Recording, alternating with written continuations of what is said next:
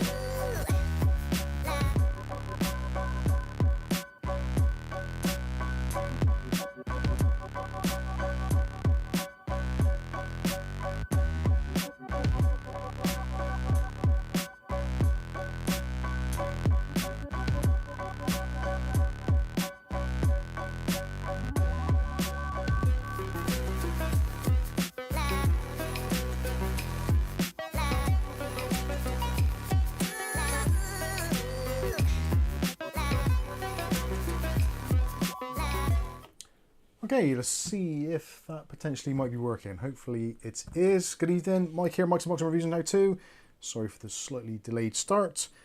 It is the 26th of, I was going to say October. It feels like it's the 26th of October. It is dark, it's dreary. We've had rain, thunderstorms, all kinds of weird stuff. This is supposed to be summer.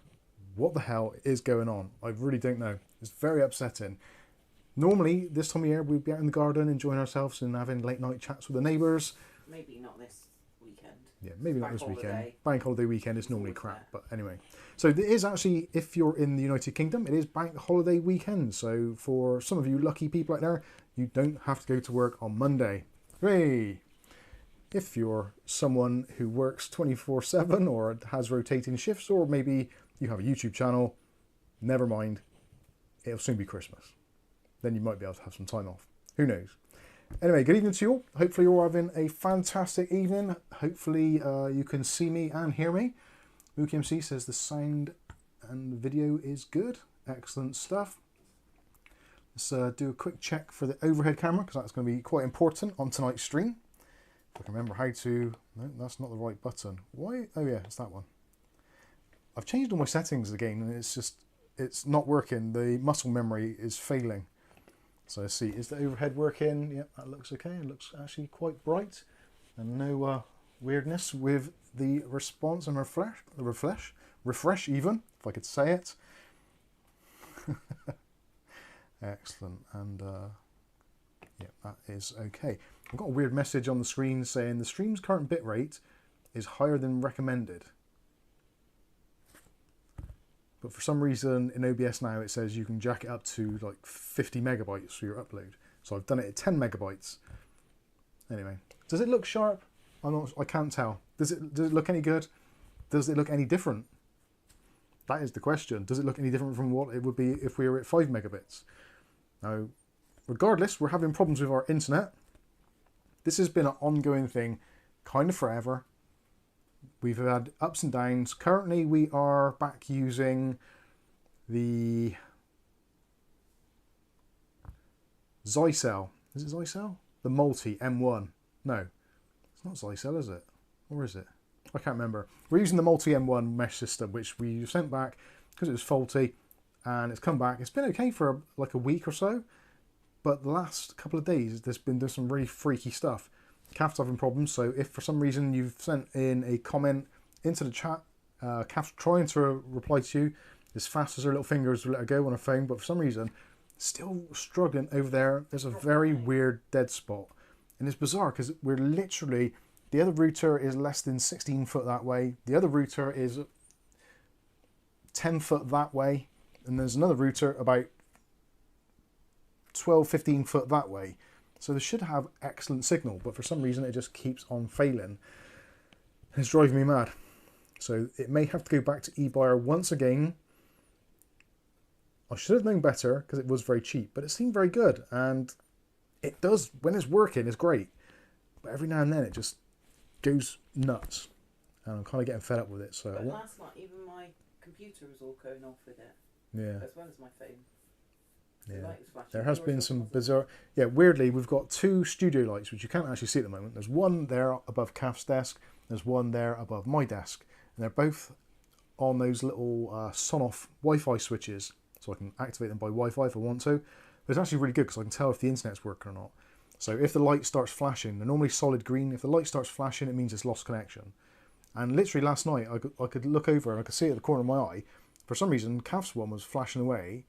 Mine was fine. And literally there's a meter between the two. So there's definitely something quite weird going on. We've always struggled in this house for Wi-Fi. I'm not sure what it is, whether it's just the layout, I don't know. Whether maybe it's the ghost of the previous owners. Who knows? Could be anything. But it certainly is driving me slightly insane.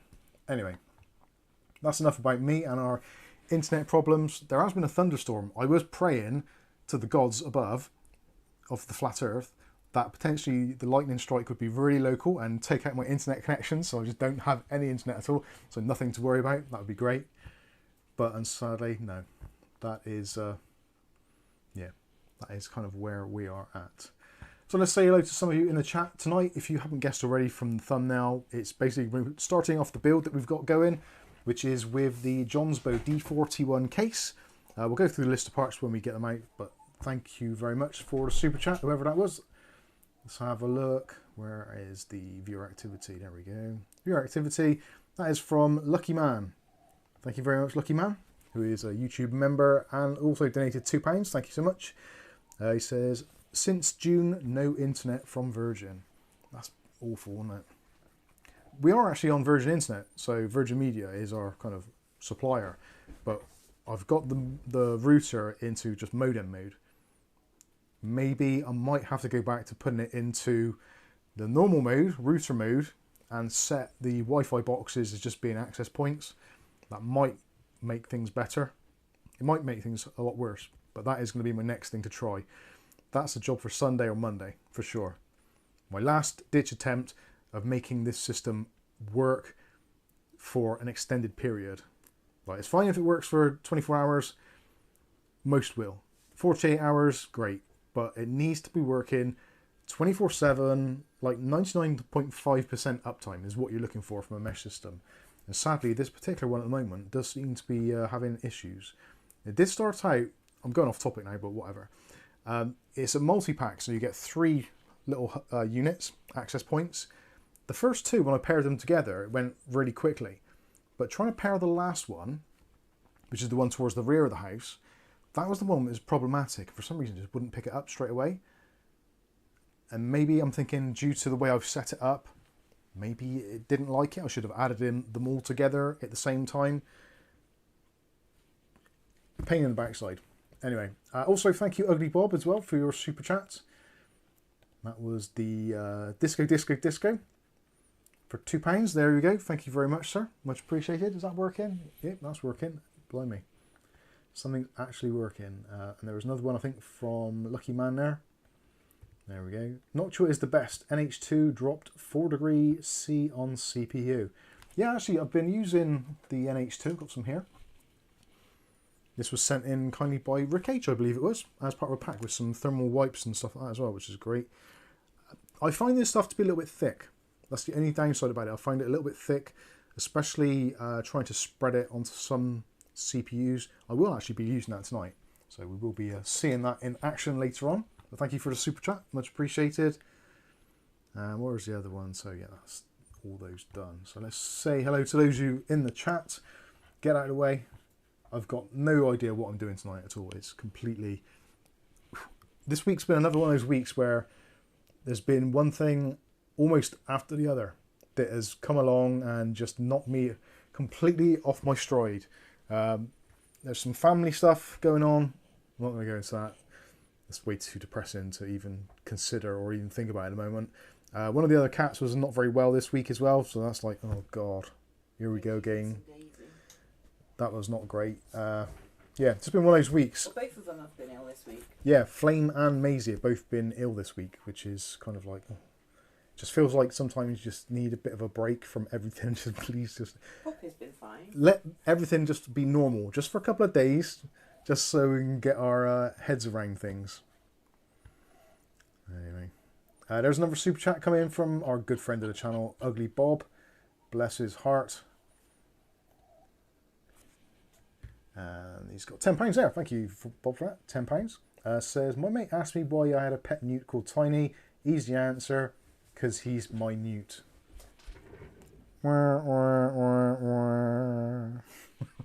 Thank you, Bob. Oh dear, dear, dear, dear. Right, let's say hello to those in the chat. Let's get that out of the way for you people that are in early doors. So UglyBob, word up, home is. Thank you, UglyBob. Darren's with us as well. Darren G. Rick H as well. He's still vertical. Good stuff. It's always a good way to be. Mark Barry. Hey Mubsters, how we doing? we're getting by. We're getting by. There's still air in my lungs. Yeah, the heart's still doing something, so that's all good. O'Reilly's with us. How you doing, O'Reilly? Gotta catch 'em all. Says, I knew it would be the Jonsbo case with a screen. I've been seeing that all over Newegg. It does seem to be very popular. When I reviewed it, I was in two minds about it. It's a really nice case, but the more I look at it before I've actually done a build in it, the more I'm thinking it's going to be a real pain in the ass to build in, despite all the nice features. So I wanted to do the build, and I wanted to do it in a live stream so you can gauge my genuine reactions, and also you can find out any potential problems that I get as we're doing it. It makes a lot of sense. So that's the way we're going to try and roll. We may not even get it finished. There's a few things that I want to do in it which may or may not work. So even though I've assembled all the bits at long last, this has taken me, I'm sure we had the case in like February or March or something crazy like that. So it's taken me the best part of really like 5 or 6 months to get all the parts to a point where I'm kind of happy with how it's going to turn out. The only thing which I'm really slightly unsure of, two things in fact, but we'll talk about it when we go into the parts. Let's get the hellos out of the way before I sidetrack myself even further. So Dave Aiken's with us. How you doing, Dave? I'm not sure if I should mention it, but Dave is going to be a father very soon, impending very soon. So to David and Erin, best of luck. This is the final countdown now. Make the most of it, because the early days seem really hard. The sleepless nights and all that kind of stuff. But you slept in a different room. I had to go to work. You had a week off. I did have a week off, to be fair. And you got me up a ladder decorating the hallway. I'm trying to give them words of encouragement here. Yeah, getting into a routine is pretty tough to start with, and you will be tired for a long time. But my advice as a parent of 2 children is to try and make the most of those early times. Those really, the really sort of up to kind of, I guess, 7 or 8. That is the first 7 or 8 years, I think, is the real magic time where the kids are kind of very, I wouldn't say naive, but they're just kids. They're being kids, and they don't have any kind of edge to them or any kind of preconceptions about the world or anything like that. Just that innocence. I think that's the word I'm looking for, actually, innocence. And it's a wonderful time, and I wish I didn't have to work so much, and I missed out on pretty much most of it for both of them. So as a recommendation, if you're going to be a father or a parent of any kind, mother, father, whatever, those early years, pay attention, get the cameras out, take the pictures, all that kind of stuff, make some memories, because before you know, it turns round and 20 years have gone by and your kids are grown up, and it's like, wow, what happened there? So that is my advice. But best of luck to both of you.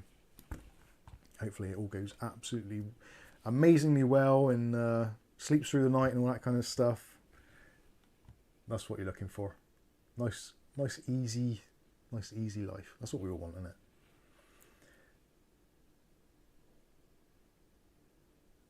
Gotta catch 'em all, says NSI makes a computer case like that as well with a screen. Looks crazy good, but it's like $450+. Wow. That's a lot of money. Ivory Wolfman's in. Says, hi, I'm early. Wish I could say I was early. I'm never early for anything, hardly. David Underhill. Morning all from Queensland. Still dark in Australia at 4:56 a.m. What on earth are you doing at that time of day? That's insanity. I bet it's freezing as well. There is another super chat from Lucky Man. Another £2. I'm going to have to fast forward my chat now. You'd think that YouTube would make a better interface for this. I suppose they don't want you to be backtracking all the time. But that's the way I roll. Lucky Man says 9 kids. Bloody 9 kids? I always wanted 10. Damn. You must have like sneezed when she got pregnant. 15 grandkids. FS. My heart hurts, lol. I bet it does. I bet your balls hurt as well. Sorry, that was a little bit crude. What the hell? Who else have we got with us? So Mick Woods, Kaiser Solo, Matthew Day, Jason Woods. Who else have we got? JB27. How you doing, JB27? And there's another super chat as well. Let's scroll down. I hate the sound of a scroll wheel. David Aikens, come in with £2. You should be keeping the £2. You need it more than I do. Thanks for the kind words, good sir. Pooping it. Seriously, I think on the run-up, I was literally shitting myself. But you get to a point where it's like, well, there's no turning back now. It's done. You've got to just go into it and basically let her do everything. That's what I did. It seemed to work. I just went to work and did my thing, and Kath looked after the kids. It was great. Except for the schools all thought I was a single parent. Yeah, the schools genuinely thought that Kath was a single parent and that Angel was mixed race. And that Angel and George were lying when they kept talking about their dad. Yeah, they would draw pictures or talk about me, and they'd be like, yeah, okay, like he exists anywhere other than in your mind. Oh dear, there we go. Right, who else we got? Atypical Mel, how you doing? Buy stock of diapers and formula. Not formula. Not formula. Milk, breast milk. That's what the good Lord give titties for. And you can use them as water pistols. There's the stream demonetised because I said the word titties. And you can use them as water Breasts. pistols. Milk pistols. Milk pistols, that's what you want. You can get some from right across the other side of the room. They're cool. Sky Stalker says Erin and Dave will do awesome. They will, because they don't have a choice. That is one of those things in life. There's a lot of things in life you kind of, if you get a job, you can either do good, you can do poor, or you can do middling. With the kids, the choice is taken away from you. If you're a decent human being, you don't have a choice. You just have to do everything you possibly can. Although there's those individuals out there that aren't quite full human beings and do a terrible job and are nasty bastards. But we hope they rot in hell. There's the monetization gone again. Damn me. Oh dear. Right, moving on. Mookie MC is with us. Yeah, never ask UglyBob how it's hanging. He may tell you. That's actually, yeah. Stuart Cleary, my computer started suddenly belting out someone like you. It's Adele. Ba-boom. No, that moderator thing's still not working for me. Is it not? As any of the other moderators, can they actually, if they press on show for a comment that's... They must do, because someone's doing it. Does it show up as actually okayed? I don't know. Kath's having problems with her moderation now as well.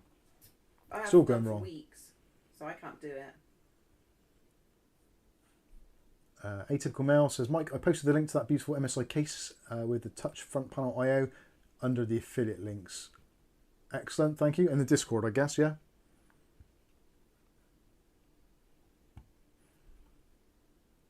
Dave Underhill says, I am number 6. I have a tribe of 7. Wow.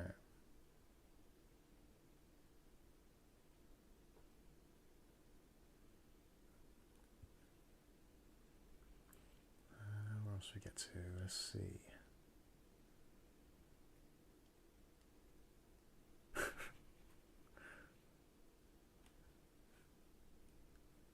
UglyBob says Kath always had a problem with moderation. She did years ago. Well, she does now, actually.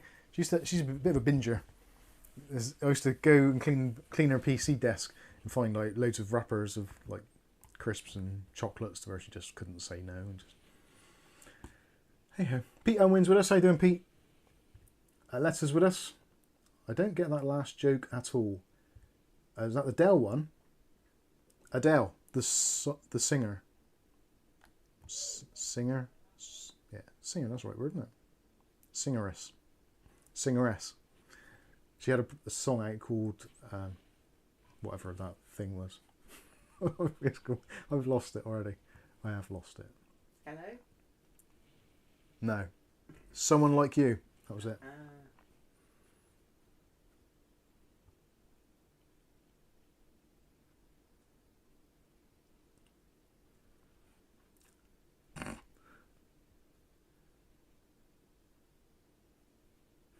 Roderick Kennedy is with us. This granddad is a tad late to the stream. Hope all are well. Yeah, not too bad, not too bad. UglyBob says, are you talking about Adele the Dodger? But she's thin now, isn't she? Yeah, she did like I don't know if she still is. She did a thing like Claire from Steps. You have like thin Claire, fat Claire. And she kind of swapped around, and yeah, Adele's done the same thing. She's like pretty tiny. I don't know if she's swapped back again now. She might be back on the burgers, who knows? G-Zone 2 FN says, lol. Not too sure what that was for. Maybe about Adele being the salad dodger. I don't know. War Games says, is it the Jonsbo D41 you're building in today? Hopefully it's the D41. Yes, it is. I thought... I had to check then. I was thinking, is it the 31? It's been such a long time I've had it here.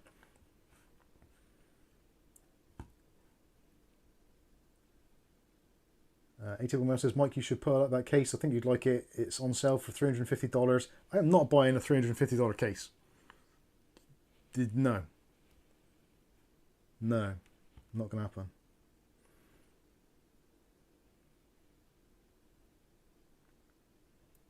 David Aiken. This is good. Bloody hell, it just cost me one whole English pound to fill up my tyres with air. It used to be 20p. Suppose that's inflation.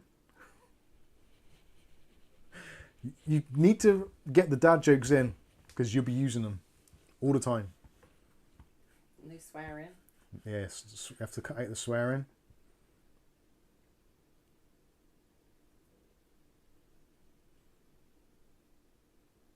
UglyBob says, oh my god, it's almost dark outside. It is actually genuine dark outside at the moment. We've had the light on for about maybe even 2 hours now. Yeah, it's not even 9 o'clock and it's dark. We haven't even been able to have a barbecue or anything, eat out. Even at evening in the garden. It's not been hot enough, has it, this year? Well, Bill says audio low. I don't think so. I did lower it very slightly before I started, but I don't think so. Lucky Man says, take it you're going to buy a 4070 now. To be honest with you, of all the graphics cards, I suppose we should discuss that as well, because that is quite prominent in the news, and I guess some of you will be somewhat interested in it. Obviously, AMD have announced yesterday the 7700 XT and the 7800 XT with what appears to be roughly $50 between them. And in terms of specifications, like realistically, you'd be nuts to go with the 7700 XT over the 7800 XT. For the £50 or $50, you do get significantly better. You get 4 gigs more RAM, and also you get an extra quarter of the bandwidth of memory. So you're looking at a 256-bit bus against 192. So there's a lot of things in there alone which are like kind of like, hello, McFly, 2 coats of wax. It makes sense to spend the extra on it. Although, having said that, then it's in an awkward place because it's $500 and the 4070 12 gig is kind of that price-ish in some places. So it's really close to that. I would say the 4070 12 gig is arguably the better card. I don't know whether it is going to be. If you're looking across the wide spectrum of all uses, if you're looking just for rasterized gameplay, the AMD cards are going to take the win, for sure. But if you take into account the other things like the DLSS, the RTX, ray tracing, the productivity stuff and all that kind of stuff, then Nvidia's probably just about going to edge it out if you can pick up a 4070 12 gig at £500 or $500.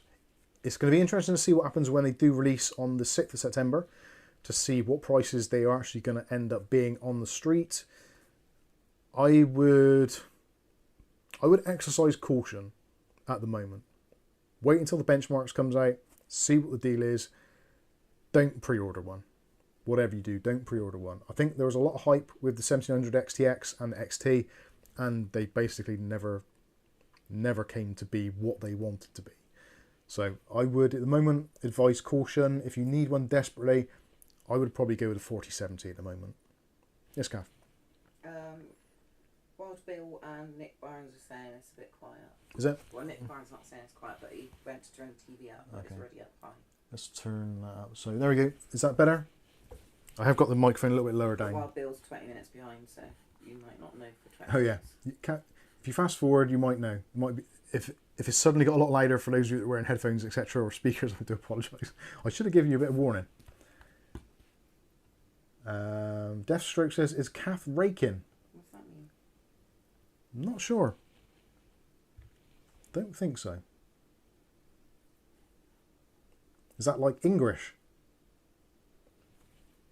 No idea. Oh, might be you because you're dragging your feet across the floor. I'm not. I'm really spinning on my chair with my foot still on the floor. I'm not doing any scraping. Oh, I don't know. Unless it was flames scratching. Thanks, Kath. Much better, Nick Barnes says. Oh, sorry for making Not sure what about. Raising her hand like it's school. Yeah. That's to get my attention for a question. I normally ignore it if I'm on a little bit of a roll. What do you mean normally? My arm's like All the aching by time, the end of yeah. the night. It's been up in the air all night. Viali 100 says I wouldn't touch a rip-off 4070. The thing is, it's like, is it a rip-off? Yes. But is it the better performing card or product for this era? It's a hard one to do. Clearly, nobody wants to pay the prices that we're being asked to pay for anything, whether it's gas, electricity, computer parts, fuel, whatever it is. No one else, we don't want to pay it. We don't want to pay it because we know what we could be paying, but we're not there. So yeah, it's a tough one. And with the prices being really sandwiched up now, so you've got like a whole bunch of cards, especially on the AMD side of things, like the 6700 XT, 6750 XT, the 6800, the 6900 possibly as well. And then you've got the 7700 XT, 7800 XT. All of those cards are all in that really kind of tight-knit area between like £360 up to kind of £500. And it's like, do you spend £20 more? And then if you spend £20 more, it's like, well, do you spend another £20 more? We had this really badly with AMD and Intel when the socket A and slot A processors, slot 1 and socket A came out. You had like 450, 500, 550, I think, and 600, or maybe it's like 450, 550, and 650, as in the CPUs. It's like, well, do you spend an extra 20 quid and get one up? Oh, cheers, Jason. Yeah, what do? It's like you spend the extra 20 and then it's like, well, it's only another 20 to the next one. And you do have to kind of think, well, where do you stop? In those days, it was a lot simpler because the only difference realistically was the clock speed. Whereas now you've got a lot of other things. You've got your memory bus, you've got the RAM, you've also got other things which that kind of entails with as well, such as temps, coolers, etc. It is a nightmare. It is a real nightmare. But yeah. It's a tough one. It is a tough one. And ultimately it's going to come down to pricing, what people can afford to pay or are willing to pay. 20 series and 30 series are still holding strong. Definitely. Skystalker says there, I think the A770 16 gig was the best sleeper product for the price. It is, but it's getting really close now to some of the AMD stuff, especially this week. I think here in the UK there's been some, not significant, but some noticeable drops in GPU prices, especially on the AMD side of the fence for the 6000 series. We're seeing the even like half decent cards like the MSI, not the Mech. Where's it? The Mech? It might be the Mech. The Mech RX 6600. Normally that was retailing for about $250 here in the UK. Currently on offer for $189. So that's a big jump. And I've got the ASRock RX 6600 in there, which cost roughly the same, a little bit less, I think, like £10 less. But if I'd have waited a bit longer, I'd have much preferred to have the MSI one. But it is swings and roundabouts, and you can see with the bank holiday weekend, the graphics cards coming out on the 6th, with the 7000 series not selling particularly well anyway, and with a lot of 6000 series stuff in stock still, I wouldn't be entirely surprised to see some significant price drops over the next few days, especially if you're looking in the UK.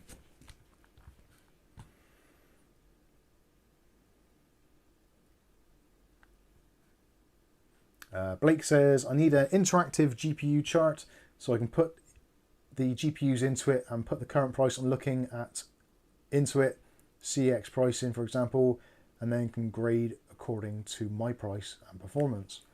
Yeah, that is, it's really difficult to do these days because there's so many graphics cards, and like you've got a lot of games or a lot of software which reacts differently to different setups. Like if you are really into Fortnite, realistically you want a GeForce card. It runs better.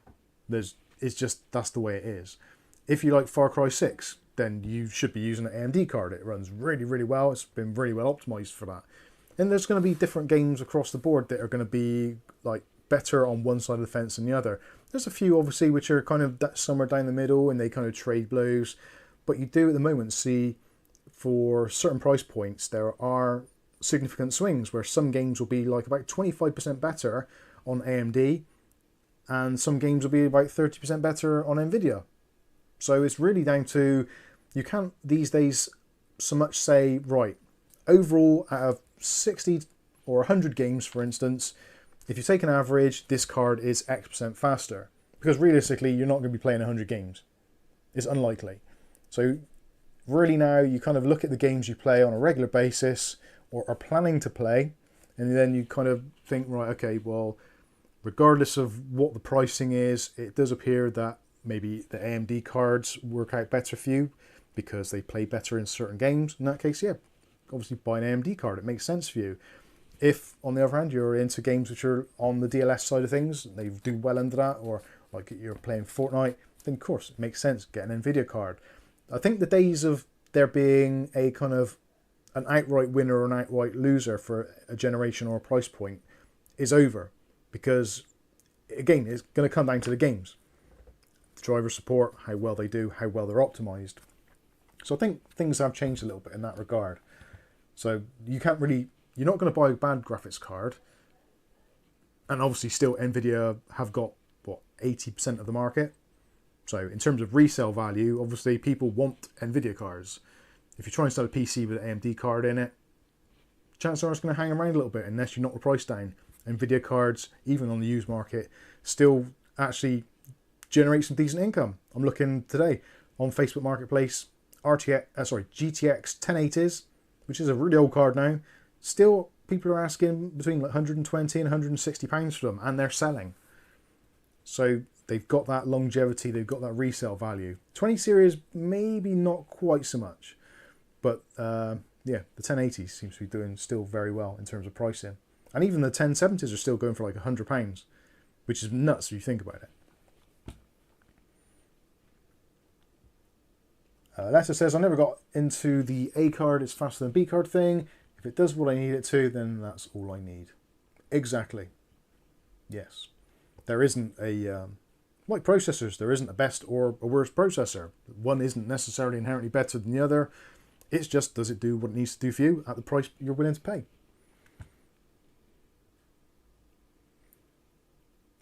Atypical Mel says, yeah, I got out of my way to get Nvidia cards just to push builds. It's totally true. It's totally true.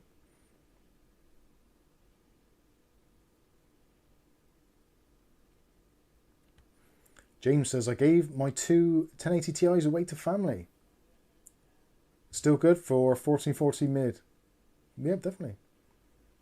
Chris Hartford says, I couldn't shift flip PCs whenever I built with an AMD card. It's definitely a thing. There is that kind of mindset in the market that people want NVIDIA graphics cards. And people will quite happily buy an older NVIDIA card in a newer system than they would a newer AMD card in a newer system. It's just bizarre. Happens all the time. I've noticed it on probably almost every PC I've sold since the era of when the RX 480s come out. RX 480 and the 470. In that era, it's kind of like a bit of a mixed bag. Because you still had the 970s out, which were a bit of a weird one. But in recent times, last 5 years, I would say, NVIDIA cards going to sell much quicker.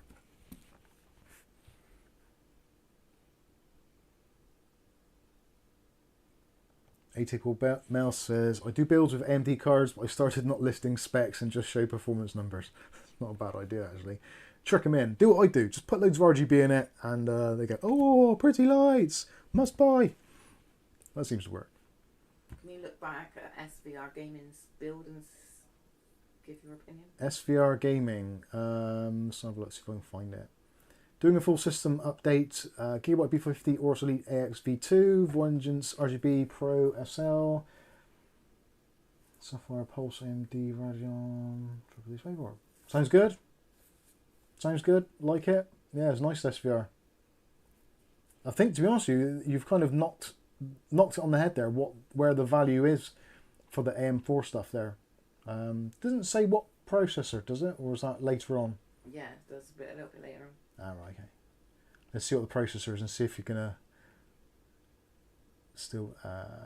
oh, yeah. Ryzen 7 5800X, 8-core. Perfect. You get 10 out of 10. Can't go wrong. The only thing that I would potentially have some issue with, but people are going to hate me for this, or they're going to agree with me. It's going to be one of those Marmite situations. For those of you outside of the UK, Marmite is a yeast-based brown muck which you spread on toast, and it tastes kind of meaty. Like Vegemite, but made with animals. I don't think it is anymore, is it? It's just yeast, isn't it? The Vengeance Pro RGB is potentially going to be a nightmare. For two reasons. One, you're going to need IQ software to make the lights do what you want it to do. So you're going to have IQ and Gigabyte's own software if you're doing the whole RGB thing, which I guess you might be. I don't think personally the Corsair Vengeance RGB Pro SL is going to be your best choice there. I would probably go with something arguably cheaper and easier to run with your RGB setup. There's various options available. Lexar do some good stuff now, quite cheaply. Didn't say what country you're in, but I would hope you should find that there's going to be something a little bit cheaper and possibly less aggro. That is the one thing I don't like about Corsair RAM, the fact that you can't... Well, I could be wrong. Please correct me if I'm wrong in the chat. But as far as I'm aware, Corsair RGB RAM can only be controlled in IQ.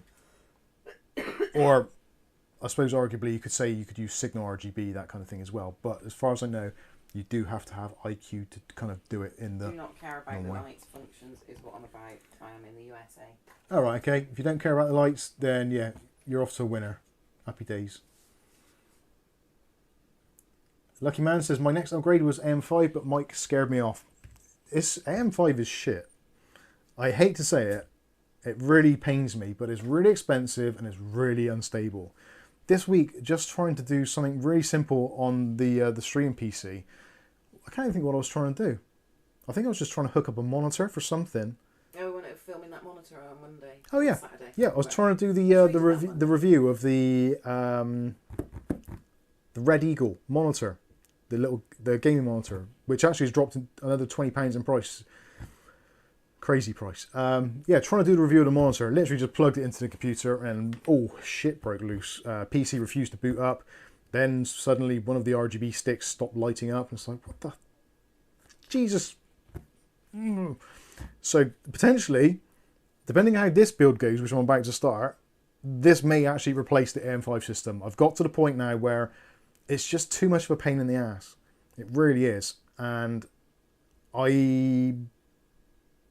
it's a really awkward position. I don't want to go and buy more Intel stuff because it's coming to the end of life now. But the same can be said for AM4. But realistically, like what you've got there, with the Gigabyte AXV2, you can pick this up for like £100 over here. The 5800X is an absolutely fantastic processor. You can pick this up for about 170 brand new here in the UK. It's just a great platform. AM4 platform is amazing.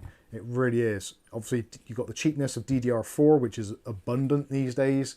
The only downsides is like PCI Express sharing and bifurcation, etc. on the B550 boards, but for most people, that isn't really anything.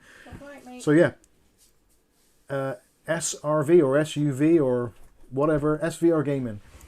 You've knocked out the park there. You've got an absolutely banging system, which is going to be super reliable. You've also got a really good graphics card in there, which isn't costing a fortune, but it's going to be really good for gaming. So yeah, you have got what I would consider to be like the best bang for buck system you can possibly get right now. So fair shout, you've done a good job there. All Band Withers is with us, just noticed that one. Evening Mike Caff and the Mubbers. How you doing, my friend? And Des Ducker. I'm playing Dead Island 2 on a 4090. Bastard! I bet that looks amazing. SVR Gaming says I'm only spending under $900 for each computer. I'm doing mine and wife's. Awesome stuff. That's great value for money in that platform. It really is. 5800X is the bomb at the moment. In terms of value for money and how many different genres it can go over. Video editing, check, no problem. Gaming, check, no problem. Budget PC, actually yes. Because realistically, the only other option at that sort of price point here in the UK at the moment is like the 12600, well 12600K, but then that's going to require a much more expensive motherboard to run the platform. So yeah, it's a tricky one at the moment. Anyway,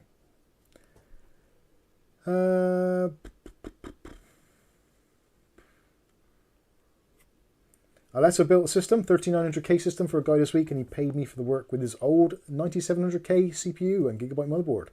Should mention as well, got a visit this week from our good friend of the channel, Colin Hilton. Come down, picked up the monitor, which we're donating to a good cause, and I think there was a couple of bits and pieces, I'm not too sure. But he brought down some bits for us as well, so happy days. And we gave him some biscuits to go away with, and he got crumbs all over his car. Nice one. Thank you, Colin. Right, let's get this show on the road, so to speak. And have I got that on there? Yeah. Let's get rid of that. Clear. There we go. Right, let's start taking a look at this build that is kind of in the works at the moment. So I'm going to grab the case first of all, just for the uninitiated, so you can see what the case we are using is. So this is the Jonsbo D41. So this is a chimney effect or chimney style setup in here. So you've got option for 2 or 3 fans on the bottom, depending on your setup.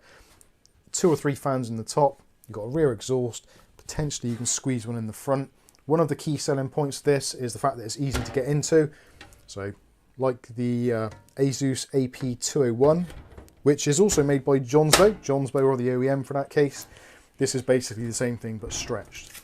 And one of the cool things on this, obviously similar sort of front panel as the Asus, but you've also got the monitor built in here. So this is I'm trying to think actually, is this 1080p? I think it is. I think this is a 1080p screen, but you can just pop it off and replace it with a mesh panel, same as at the bottom there. So if you don't want to have a additional monitor on your setup, you don't have to. And in fact, I probably won't. I might have this as a separate standalone, so I can put it next to it with other information on. There is a stand included, so you can do that. But anyway, so you get the general idea what it's all about. The trouble that this is going to cause me is in the back. So in the back here, this is really, really tight. There's no real room to work. So like where you've got your drive sleds there, there's literally millimeters. You've got nice drive wiring channels there. Those are okay. There's a little bit of storage on the back, but not a great deal. So if you want to put any RGB controllers or anything in, really struggling for room there. It might have to end up down here somewhere. So that is what we're going to go through today. Going to see what we can do. I've already installed the fans. Those were courtesy of UglyBob. What kind of system is it like with the airflow? Chimney. Chimney. Chimney. Chimney. Whatever. Leave me alone. Sorry. I'm a Bristolian heathen. That's a joke, said you just say chimney. Chimney. Whatever, chimney, I don't care. The thing that lets smoke go up it. And not asses. Did you know, actually, years ago, putting smoke up someone's ass was actually a cure for drowning? Believe it or not. They used to blow hot smoke up someone's anus to bring them round.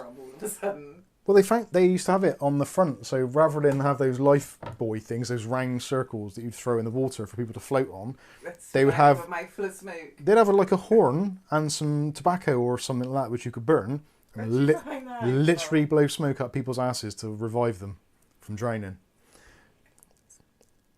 Anyway, let's move on from that, because anyway, yeah. So I've already installed the fans because those are just one of those things that take ages to do. These are the Lego style fans, so they just clock together and leaves you with just one cable coming out the bottom there. So Bob sent 2 packs, so there's a pack of 2 and a pack of 3. Now the 3 pack I've got 2 joined together at the top, 1 in the rear, and yeah. Is it called booty tube? Booty tube? I don't know. Atypical says I've only known the booty tube with drugs. Yes, that same sort of thing. It's based around the same principles, I believe. So that is our this is our platform, which potentially is going to be subject to change depending how things go. I am a little concerned that I'm not going to get all of this stuff into it. Huh? So stick that back. Oh.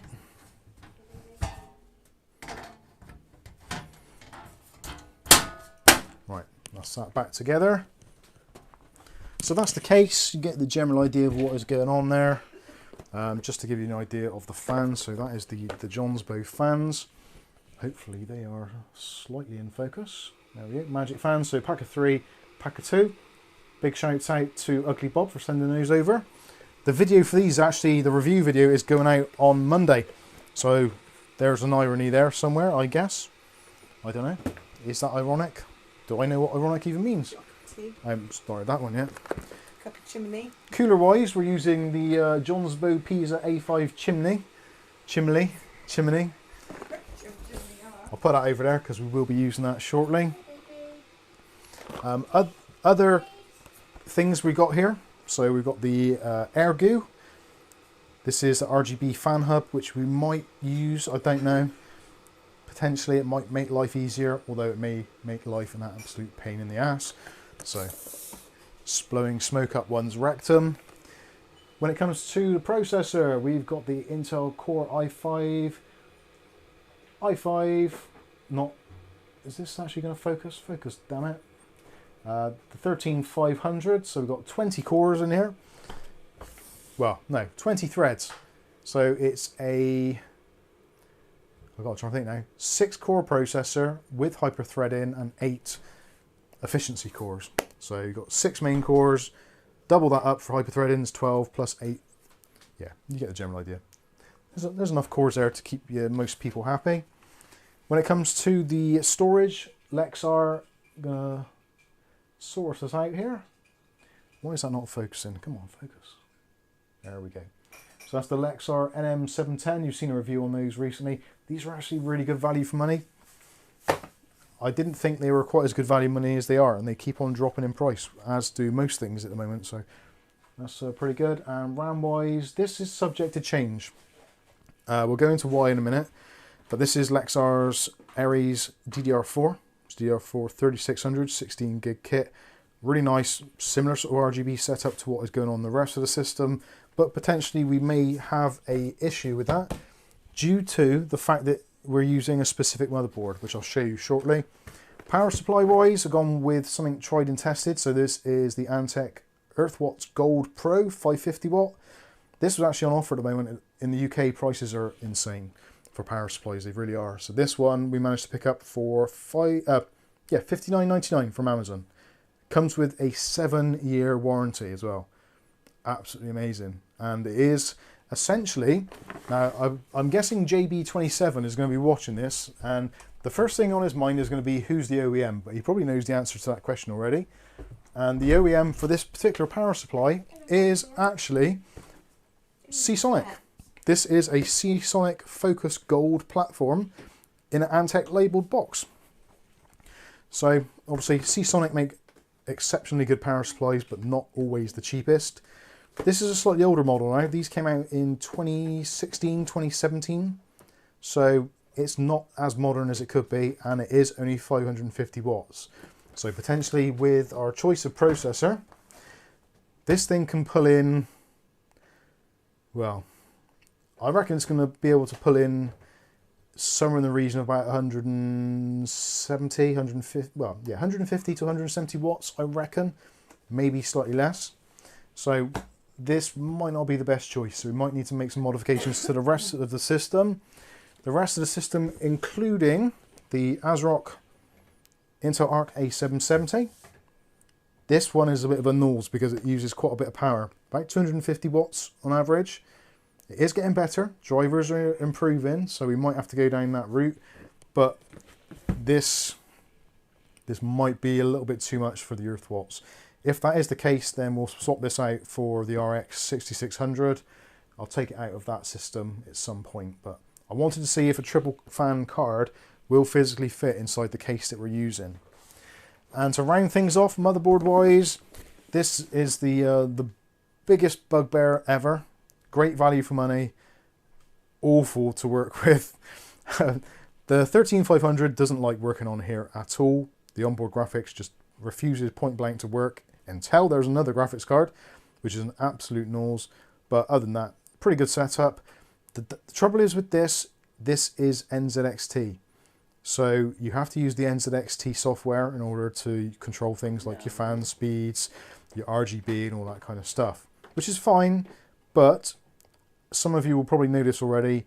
NZXT, basically you can't do anything with the RAM because they don't have the facility in NZXT software to control RAM lighting, which is really weird.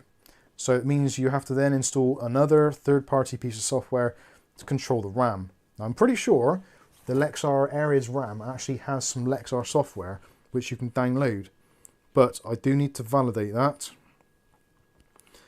Lexar, yeah, I'm not too sure. So potentially we might swap out the RAM if there isn't a piece of simple software we can use to control the RAM, because I would like to be able to synchronize something on here. It's not going to be easy, so we might just go with some Corsair LPX, just some standard stuff in there. But we'll see. So that is the parts introduced. I think that is pretty much it. What are you laughing at? Ew, me. You, yeah. UglyBob's comment. Oh, what's UglyBob saying now? About your ass and mouth resuscitation. Oh, right. Not him. Somebody else said that. Thank you, Lucky Man. Good luck with that motherboard from past experience. Thanks, Lucky Man. Yes, it is going to be one of those things which potentially is going to be a nightmare. The power supply I was particularly happy with. Completely honest with you, that was pretty good. Now, a letter saying OpenRGB is the current favourite RGB. Does OpenRGB work with NZXT? What was it, Papa? Because the still problem I'm going to have then is I've still got no means of controlling the fans other than BIOS control, which isn't ideal, but anyway. We will see. Thank you for the super chat, much appreciated. Chris Hartford says, nice spec build there. Thank you. Viali says, I have Antec Seasonic Titanium PSU. Deathstroke, Mike, how do PCs with Intel cards in sell compared with AMD, Nvidia? Good question. It's a really good question. At the moment, I would say it's going to be a real struggle. So potentially, I'm going to be stranded with that Intel card for the rest of my life, I think. I'm pretty sure that's how things are going to pan out. That thing is going to just be around for forever and a day. Which is kind of why I've not been overly keen on getting this done. Because it's like, I know I'm going to build it and I'm probably never going to be able to shift it. And if I do shift it, I'm not going to be able to retain any of the money that I've paid out on it, which is a shame. But, yeah, no doubt there'll be some sort of Intel fanboy that comes along at some point and it's like, oh my god, I gotta have it. It's like, well, you're welcome to it. I would seriously consider keeping it for myself, but I've got a PC there. I've got my streaming PC, which that's the other issue actually. I would consider selling the streaming PC, but for the amount of hassle that it's caused me, I wouldn't dream of selling it to someone. So that is another system which I think I'm going to be stuck with until it just dies or whatever, because I cannot justify selling it to someone in good conscience, because I think AM5 is absolutely horrendous. It is by far the worst platform that I've known in the last 20 years. Hey? Yeah, those were pretty bad. The only one that comes, I suppose the old AM3 FX 90, was it 990 chipset? That was pretty awful. That was pretty unreliable. So yeah. Anyway, so here we are. This is the setup. You see, let's do the overhead actually, so you can see it. Hopefully that is visible. There you go. There is the motherboard. I actually put the processor on earlier in the week at some point. I put this into some other build, and I can't think what it was I did it. I have videoed it, and I used it with the. I used it with a cooler, but I can't think which one it is because it did leave some sticky residue on the back. I'm not sure which one it was. Oh, I know what it was. It was the Sahara Gaming, the EX360. And I was desperate to see if it would actually work on here or not. And it kind of did, but it wasn't as I expected because the mounting heights are different, because that is it's designed for the 1200, LGA 1200 rather than 1700. But anyway, we're not going to be worrying about that because in here we're going to be using a air cooler, which is awesome. I do need to put the M.2 drive in there, so let's get that stuck in. This is not a very nice setup for NZXT. Essentially this is an ASRock board, and the drive mounting here is a little bit lacking kind of screws because I dropped them all. It's a shitty setup, really it is. I understand completely now why this board is as cheap as it is, and it's because even though it's got an NZXT logo on it, you'd think it should be awesome because NZXT do make some pretty decent stuff, but ultimately it's just an ASRock board with some fancy bits on it. Can UglyBob hear that? You couldn't quite hear that static bag. Could you do it a bit closer to your mic next time? And yeah. Matthew Day says, is that a CPU frame? Yeah. So this was a CPU frame. I think this was sent by Rick. I think this might have been Rick who sent this as well, actually. So I've taken off the mounting hardware. It's really straightforward, really simple to do. I have done the screws up like I did in the previous video where I used this, and it's actually worked out okay. It boots up first time, so it is a little bit of trial and error on these things. But anyway, so yeah, we've got a mounting frame on there. The thinner boards, or ones which have got a narrower PCB, these tend to flex around a bit. So actually having this on here will make a lot more difference than it would on like a B760 board, for example, because this doesn't have all the extra hardware that you'd have on the newer boards for 13th and 14th gen. This was the first iteration of 12th gen boards, so it kind of is what it is. Anyway, so let's get the motherboard built up. We'll stick in our Lexar drive. I was actually going to use the Jonsbo cooler as well. There is an M.2 cooler, but in this particular setup, well, in this instance, I actually used it in another PC, so I can't.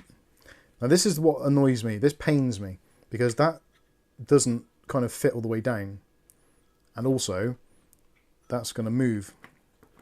And that pad, I'm pretty sure that pad doesn't even touch that drive when you stick it in. So this is a really fiddly thing to do, and it doesn't fit particularly well. It looks like Mandave's holding a screwdriver and M.2 cover. Move that way. There we go. I think that is in. I'm not sure if the drive is actually touching. It looks like it might be. So yeah, this is one of the worst M.2 mounting situations I've seen in a long time. The only one that I've known worse than this was in the I think it was the ASRock B550 ITX board. That was awesome. Awesome? No, the other one. Awful. That's the one. Idiot. So is that... Yeah, I'm not too sure if that drive is actually making contact with that. Yeah, it seems. Yeah, I think it is actually. Yeah, that's fine. I'm not sure if you can see it on the camera at all. It's going to be hard to see. You just about see the drive in there. It's just about making contact with that little chunk of metal there. Right, so that is that done. That's the Lexar drive installed. I do like these Lexar components, to be fair. Now, obviously, in full disclosure, they have sent me this stuff free of charge to do reviews with. Which ASRock is it? It's not, it's a NZXT, but this basically is the Z690 Phantom Gaming, or PG4 I think it's known as. It's just an ASRock board. There's nothing exciting. It's kind of nice that you've got all the PCI Express slots and stuff, and there's a lot of stuff on here to like. So I'm not going to rag on it too much, but ultimately at the end of the day, it is done to a price point. If they can sell these for 100 quid, clearly there's a reason they can sell them for 100 quid. Right, let's get this set up. Now we're going to need a backplate here. And is that going to be in the right settings already? So this has got 1700 is that further right? No.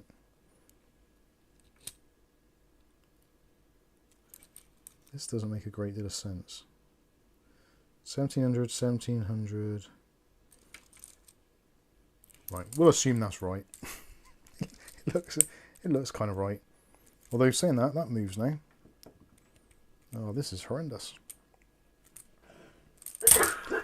I don't like using Intel brackets. You've probably gathered this. So does that match up at all? Yes, it does. Oh, well, at least some of it does.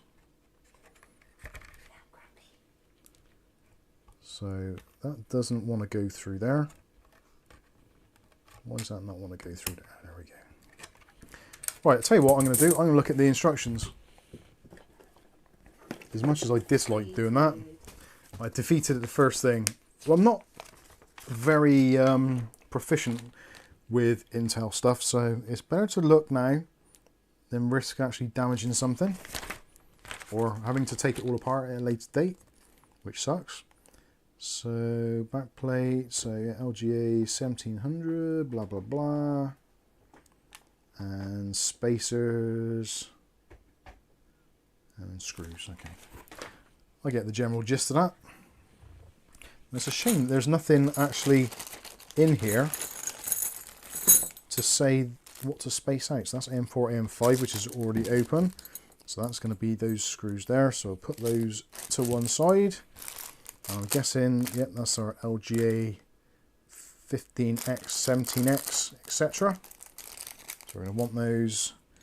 Still using the same plastic little thing there. Oh wait, hang on. There's only 3 of those. 4.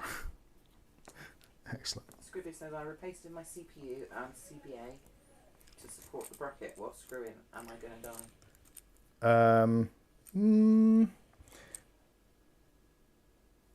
You're not going to die, but it's probably going to make life considerably more difficult for you.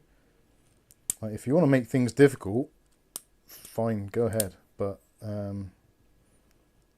I think you're... Oh my god, where did that go? It's all falling apart. I blame Bob. It's Bob's fault. I thought it was with Dave's. Dave's got enough things to worry about at the moment without having that.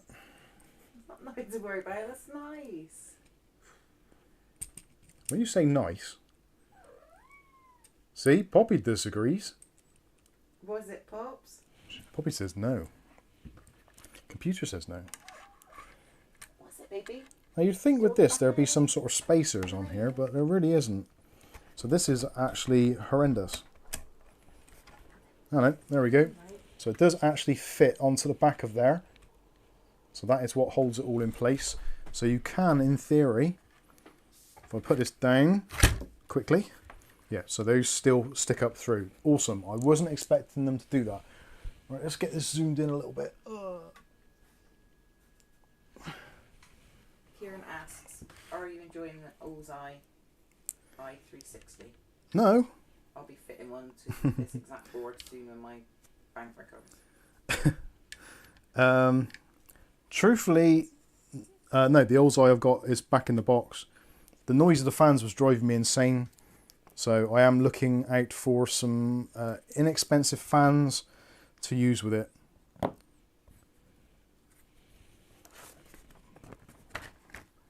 I'm just I don't like it. Well, modern processors tend to do a really bad thing of ramping up all the time. So actually having fans which are a little bit on the noisy side is it's not great for me. I don't like it. I don't like it. Can't make me do it. The light in here is awful, or is it just the fact my eyes suck?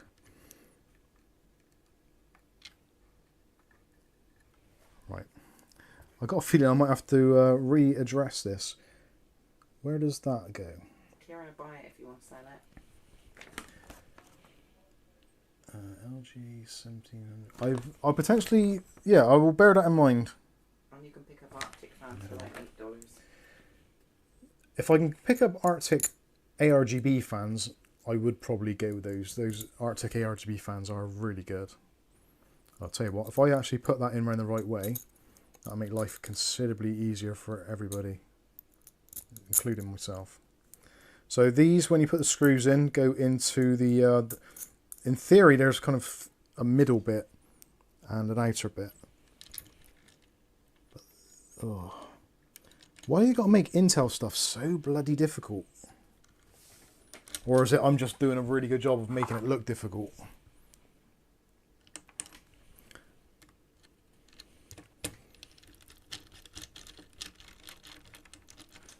Hello, McFly. What the feck is going on here? Oh. Who super chatted, goddammit? Blame Bob a job, we all do. Thank you for that, Lucky Man. Where's the mouse gone now? Was it Lucky Man who did that? Yeah. It's a good job I wasn't doing something important. Because that would be really, really annoying. Bless your heart. Blame Bob. We do. You're absolutely right.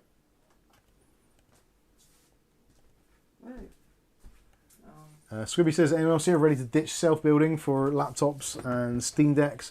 No. Thank you, Glenn. Oh, for God's sakes. Could you quit it with the super chats? I'm trying to do shit. And I don't think these screws work. It's really getting on my tits now. Right, that fits. Great. That's a winner. Thank you, Glenn. And I still can't see anything. Can I have all the lights on, please? I can't work in darkness. I can't work under these conditions. I shouldn't be forced to. Captain White says, oh, I just realised I was 47 minutes behind in the chat.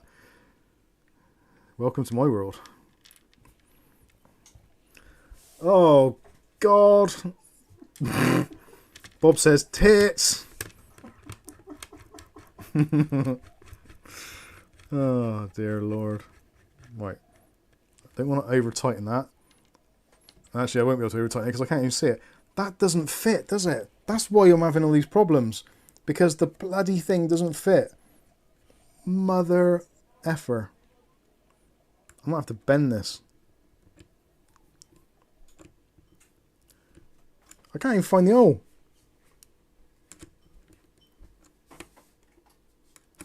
Oh, this is horrendous. I apologise if I'm making this look hard.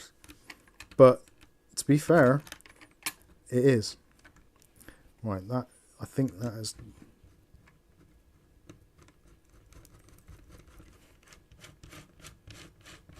Oh, me no likey. Hey, typical males put the Arctic fans in Discord. Okay. In affiliate links. Thank you. There's something I don't like about that there. that doesn't seem to want to work.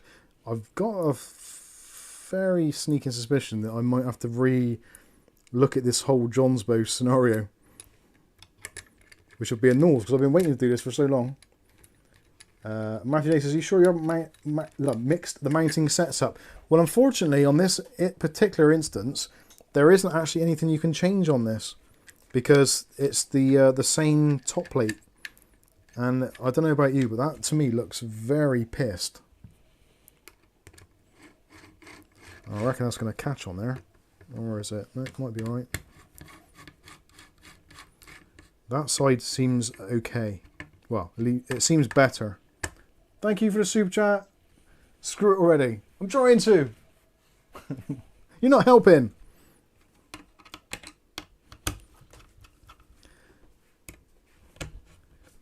Right, that screw looks like it's not in right.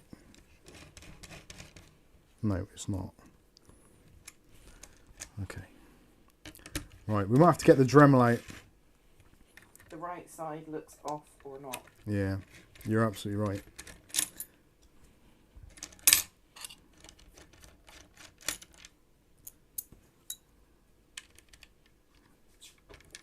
Right, let's try this again. If at first you don't succeed, give up. Do you want me to read the instructions? No! You can do if you want. Do you want me to do it? Oh, for God's sakes! Captain White, you swine. Oh, it's not even come up on mine. Would you stop it? Mine's lost internet again. It was funny the first 3 times. It's getting less funny.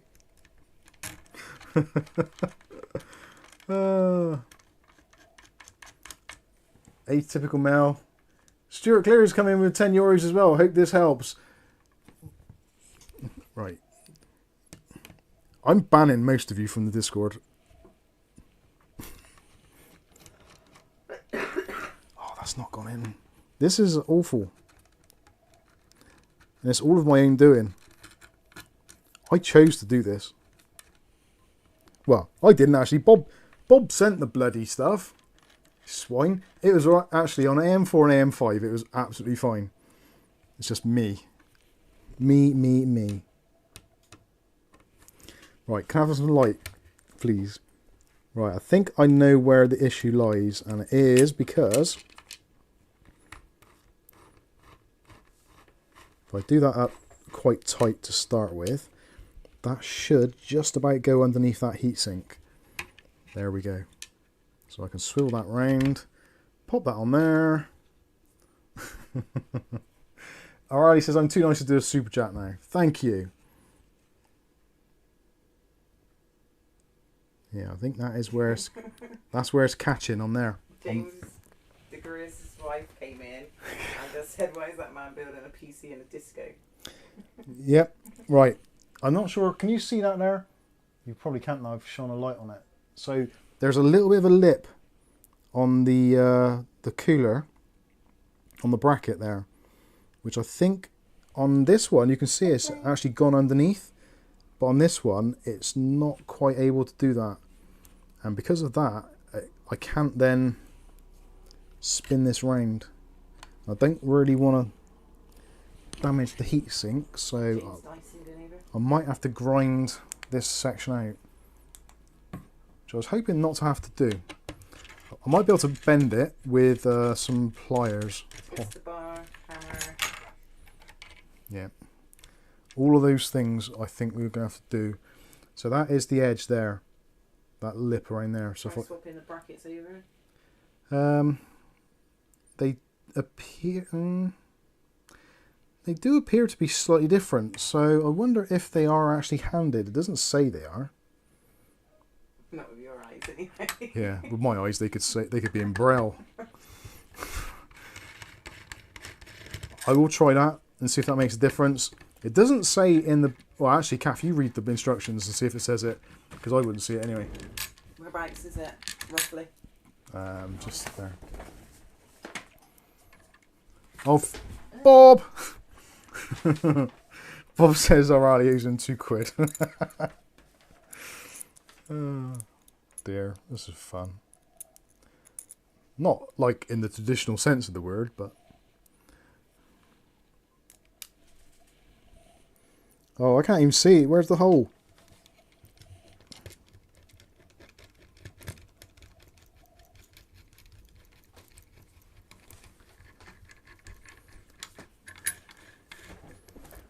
Right, that works on that side. Let's see if it turns out to be a left-hand, right-hand thing, that's going to be quite upsetting.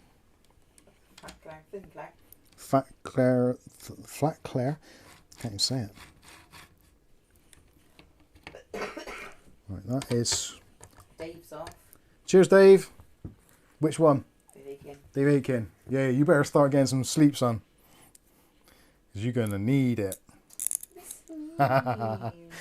Well, it's good. If there's any fathers out there that have got grown-up children, they all know exactly where we're coming from. You didn't get up to them. I know. It's actually worse now. Right, that's moved again. Oh, this is... Like, I agree that there should be some form of compatibility. Mike, you're a master builder. Building in the dark is like building with your eyes closed. You owe me £8, Bob. Oh, for... Just stop it! Please. Captain White says, so I came across a unique problem today. An add-in M.2 Wi-Fi card stopped a motherboard posting. Intriguing. I can't see where the post is now.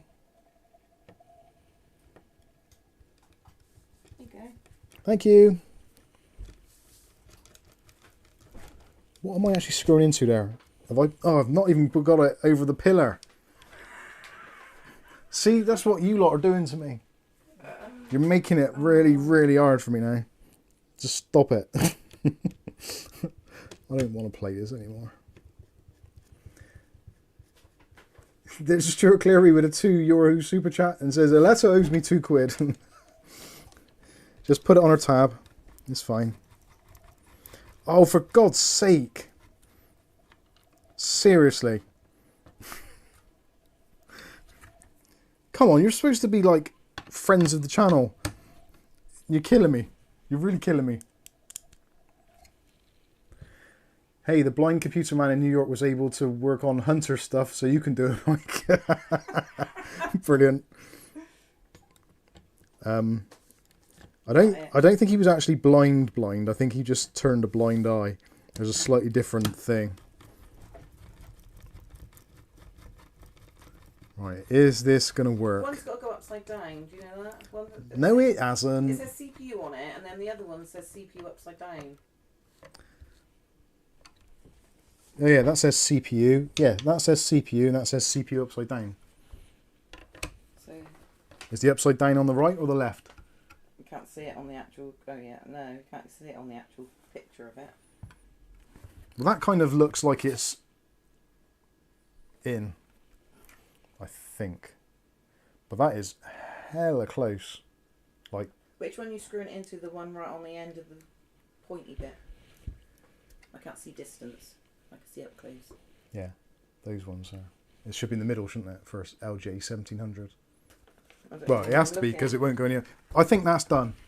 I'm pretty sure that's done. Let's just say it's done. Well, let's chalk that up as being a success. When I say success, what I mean is it's okay. It looks like it might. Yeah, if this cooler doesn't fit on top of there now, I am genuinely going to cry live on stream. Like actual tears.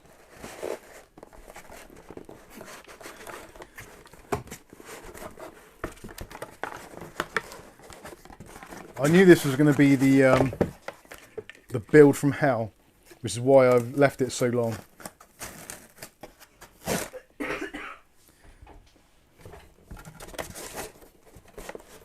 As always, if in doubt, blame Bob. Right, so here we go. Is that still in vision? Yes. Let's zoom you out a little bit. So when it comes to the actual cooler itself. Let's take these spring clips off. These spring clips are actually on super tight as well, which is alright if you've got good, strong, robust nails, but I haven't. So that's clean. It's a shame, really, he says.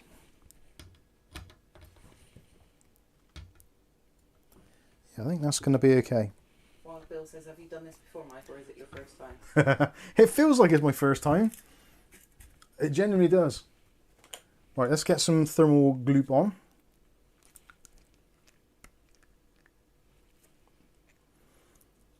Oh dear. Sorry if for a lot of you, if this is your first time tuning in. I hope you're disappointed. Patrick the Bell's installed Windows 11 in less time than you to do that. Oh, I know. I feel really bad, but And it's not my fault. It's this cursed board. atypical Melter is a quick way to earn a quid without having to get naked, Mike. This is true. I could have joined OnlyFans, but instead I joined NZXT Motherboard Alliance. So I should spread this paste. I don't want to, but I feel that I should. David Underhill says he built up the entire PC, installed Windows 11 and sold it in less time. That's just hurtful.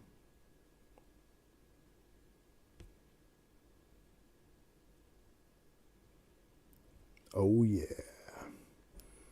Bow, bow, bow, bow, bow, bow. Gonna spread it real good.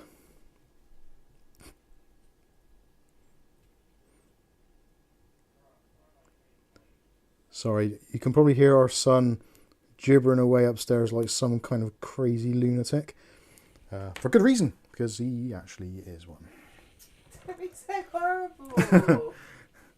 He gets really excited. Right, I'm going to do a little bit more paste there. Just in the centre there, just to blob it out a bit. This will all squidge out. I think that's enough. Well, you can see better than I can actually in the overhead view. That's actually... yeah, I think that's fine. Is the plastic off the cooler? The plastic is off the cooler. Stuart asked. Yes, I'm glad you asked. We Cause, have fitted one before and nobody, well, very few comments come in about it. yeah, I've actually done it on a video, fitted it and used it. Right, wait for the click. There we go. 1, 2. And the same on the other side.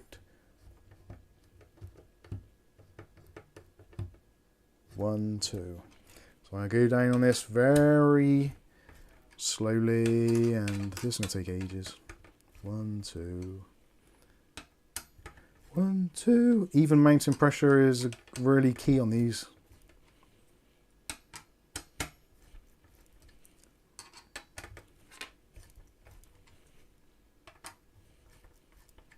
Atypical Mel's posted the Thermalright Peerless Assassin Dual Tower ARGB cooler for under $40 USD. Thank you.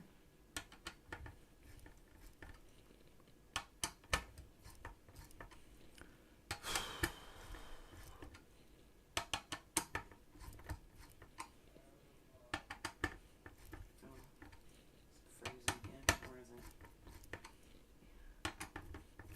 This internet is rubbish. Right, so that was about right. So that's in, it's working. Well, it's not working, but it's in. It's installed. So we'll take that as a win so far. And where is the CPU header? CPU fan header, I believe, is in this top corner. If I could see what it actually said. CPU fan, correct. Okay. So I'm going to install the CPU fan plug. Let's get that in to start with, because it's a little bit close to the VRM modules. Why is that not fitting? Sorry. What's that? She is your daughter. Will she have spicy food? Yeah, no, there you go. You can see it. They're all round her back. Just had spicy salmon. Oh god. Look how close that is, that header to that heatsink. Ah dear. Anyway, right, that's done. So let's get this fan put in here. Get the spring clips on the go. And just rest it on the side there. Stretch that one over on that side. That should hold itself in place anyway.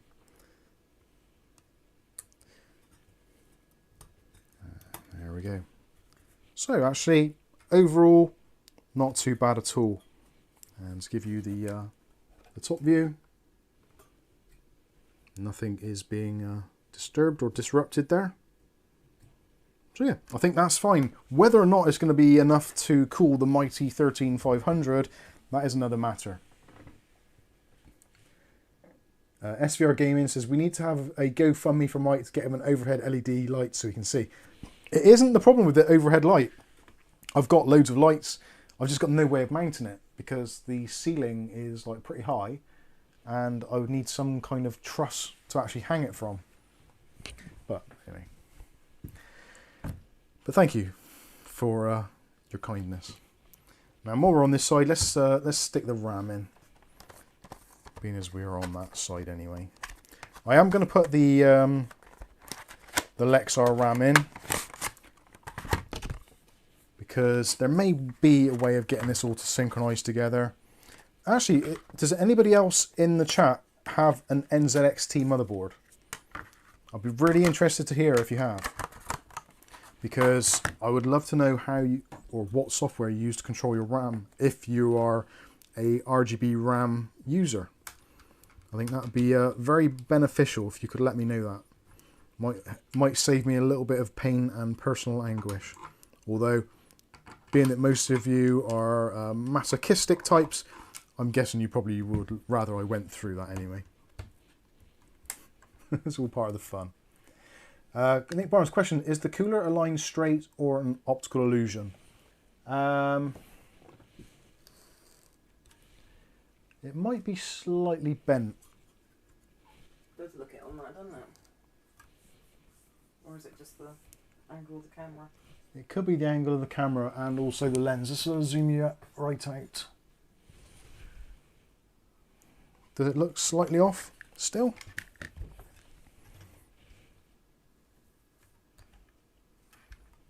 I think it's the angle of the camera. There might be a slight bend in it, possibly. Let's have a look on the back plate, because the back plate looks okay. That's all nice and flush, because that's where we would get our change in height if these weren't fully seated, but those look okay. This board's really flimsy. Every time I turn it around or do something, I can feel it kind of just wobbling away. I swear it's going to fall apart. What's the cooler? The cooler is called the Jonsbo Pisa A5. Or game says watching this is making me an alcoholic. Yeah, take a drink every time I do something wrong. No, don't do that. You will actually end up having your stomach pumped. Wow, that board flexed like crazy then. Is the logo the right way up? Yes, the logo is the right way up. There's actually a little arrow triangle in the middle which points upwards, but yeah, I suppose you could do it either way. I'm not entirely sure. I've not seen the Jonsbo logo on something which was in a place where it had to be in a certain direction. So it looks okay to me, I think, personally, but as always, I could be completely wrong. So, right, when it comes to addressable RGB, we've only got one header, which is right down here at the bottom. There's two here at the top, which are NZXT specific ones. When it comes to fan headers, I think we've got a few of those, so we should be alright with fan headers. So there's 1, 2, 3, 4, 5. I think there was one towards the back as well, unless I was mistaken. Is the CPU frame always needed on these? It's not always needed. It's one of those things that it's like, it's in your best interest to use one if you can. Because, especially if you're on a slightly more budget-orientated motherboard, they do flex like crazy. And the standard AMD mounting not AMD. Well, yeah, I suppose AM5 and Intel, they both have their issues where I don't like the new socket setup. I much prefer the older version. The AM4 with the pins on the CPU, I feel, is the way forward. And especially now that actually most motherboards are more expensive than the processor. So if you bend a couple of pins on a processor, it's like, oh, okay, I'll buy a new CPU. It's only going to cost me like 50 quid or something. Whereas if you have to buy a new motherboard, these days it's going to cost you, well, a lot more. Looks like the first RAM slot is completely blocked. No, first RAM slot is okay. The bit on the board is crooked. Sorry? The white bit on the board is crooked. Maybe that's what it makes. That bit? I don't know. Maybe Or that's that what bit? makes the cooler look crooked, maybe. Yeah, it could be. Sorry, I'm catching up. It's a cheap board, to be fair. And also the camera angle doesn't help at all. The cooler looks fine. Why don't you point the fan towards the RAM? Well, the idea of this is the fan is pulling in air, which will be coming in from the front and sides of the case, and pushing it out the back, and the exhausting straight out. Otherwise, it's kind of just pushing hot air back into the system, and you'll be blowing warmer air onto the RAM. Whereas at the moment, the RAM's going to have cold air going in past it and kind of flowing over the top of it. Realistically, RAM doesn't get very hot anyway, so you don't really need RAM cooling. How many layers is the board? Don't know, not many. I don't think you can count them, but it's probably 4 at best. Just enough to isolate the tracks for the audio, I reckon. It's very, very thin. But it is done to a price point. It's quite fun. Sorry. Go on. War Games looks gaming nice pad. Thank you. This was a gift from William Bodie. Bless his heart. Right, so I think that is, yeah, that's pretty much everything we need to install on the board. So I can put those bits to one side for now. And let's start prepping the case. Not looking forward to this, I'll be honest. Let's go back to the main camera. Hi, remember me? Yes, please. Check out Kath, she's getting involved. Bringing the case over. Sooner the better, isn't it? Come on. She's like, come on, I want to go to bed. Fannying around like some kind of a dipstick. Let's get these panels off. Got your destructions back now. Yeah. Let's take the top panel off as well.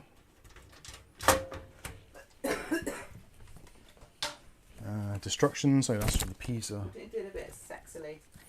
Why don't I do it sexily? Yeah, they can at least undress your case. You have smoked yourself retarded, haven't you?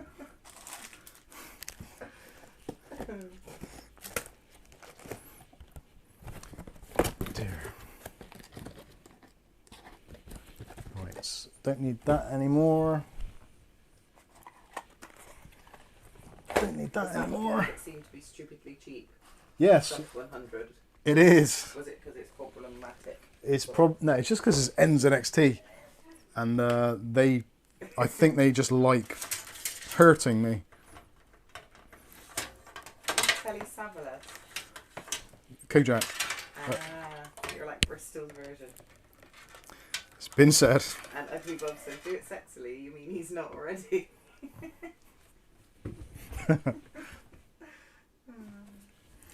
Right, I don't know where to start on this now. I really don't. I'm kind of not losing the will, but yeah, I've kind of lost the will. You've got to do it all, you Oh God. What do I do next? Power supply. Deathstroke's off. Cheers, Deathstroke. Start at the back. Start at the back. Right. I'm trying to think what cables do I need to run through. Most of the stuff's been done, so the RGB cables are all routed towards the back anyway. So we've got 2 addressable RGB cables and 2 fan leads, one for each block of fans. So we'll be able to make the bottom fans run at a different speed if we want to than the top ones, and vice versa. So those are okay, that's in place. We've got our front panel I/O, that's just out at the moment. Power supply. Power supply I think is going to be next to do. Let's do the power supply. I'm actually really pleased with the power supply. Of all the things on this I'm very pleased with, the power supply is one of them. So this is, like I said earlier, this is essentially a Seasonic Focus Gold, just Antec have badged it. And they also give a 7-year warranty on it as well, which is kind of nice. And at the moment in the UK, this is $59.99 from Amazon. So you can't go too far wrong. It's got a nice little 12 centimeter. I was thinking 12 mil. No, it's bigger than that. 120 mil fan, very quiet as well.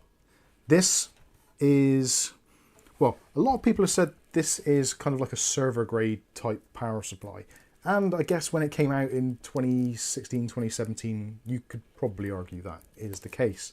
These days, probably not so much, but it's got most of the cool features you'd want. You've got under voltage protection, over voltage protection. You've got surge and inrush protection, thermal protection, you name it. There's basically everything that you'd expect from a power supply, it has got. The only thing that it doesn't have is complete, fully modular. It's only semi-modular, but I think most people are absolutely fine with that. And the fact that, realistically, if you're building a PC, like I've said many times before, if you're building a computer, you have to use the 20-pin connector or the 24-pin connector and the EPS connector. So there's no reason why you'd really want them not to be captive, other than if you're going to buy like modified cables. But then if you're buying modified cables, then probably this isn't the power supply for you anyway. If that makes sense. Hopefully it does. One thing they have cheaped out on, or they've not included, is some screws to actually attach it to the case. That sucks. Yeah. Right. And also Antec started doing yellow accents before Corsair decided it was cool. And they could charge for it. Right, we're going to need probably SATA connections of some sort. So I'm going to stick one of those in as well. It's kind of, is going to happen. Let's find some screws for this. What have we got in here? Nope. Nope. Nope, nope. Oh, for God's sake. Can someone give me some new eyeballs? Ones who can actually see stuff. I'm looking for the right screws. I want to do all silver ones, but I don't think I'm going to be able to. Oh, there's another one. Don't know why I'm doing all silver screws when you're never going to see it.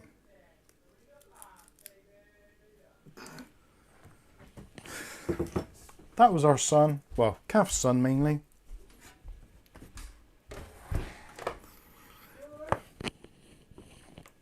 Do I have to take that out? I think I do. Oh, let's get his cables out of the way.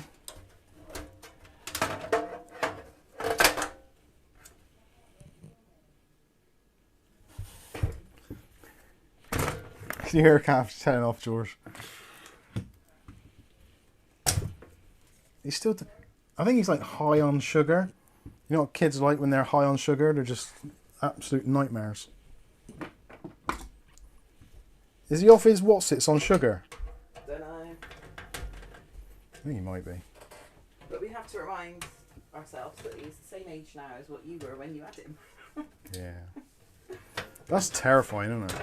It really is.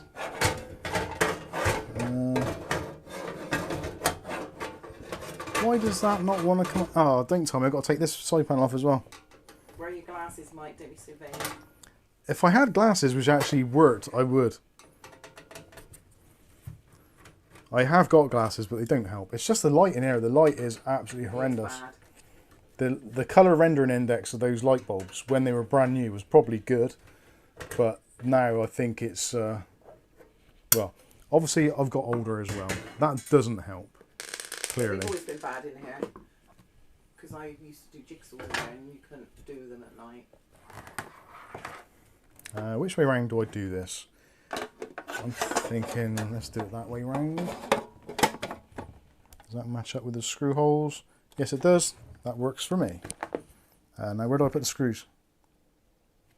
There.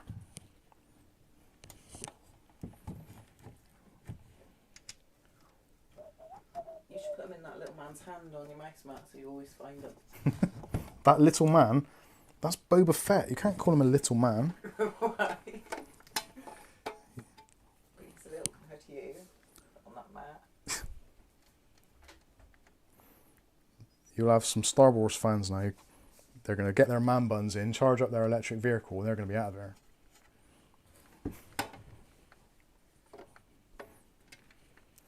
If anybody's got a man bun, my commiserations. There's Poppy. She's outside.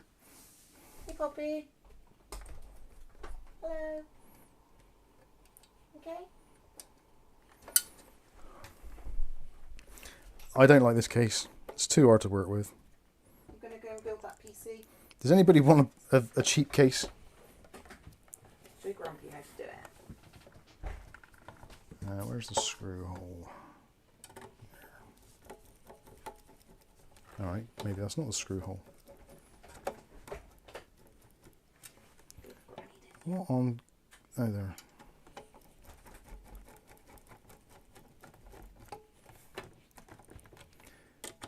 This is one of those RTFM moments. Definitely make sure you've read the manual. Or ignored the manual.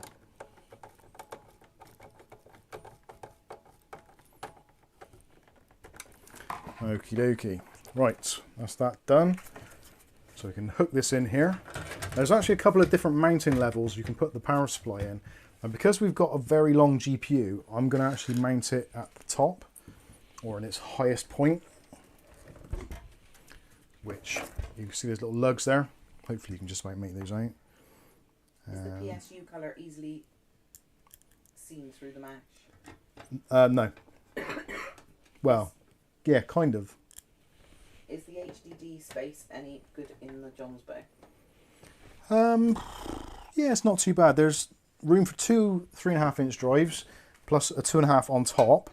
And then at the back as well, there's another space for two 2.5-inch drives. So two 3.5-inch drives, plus an additional two 3.5-inch drives and three 2.5-inch drives. So 5 drives in total, plus whatever M.2 shenanigans you have going on.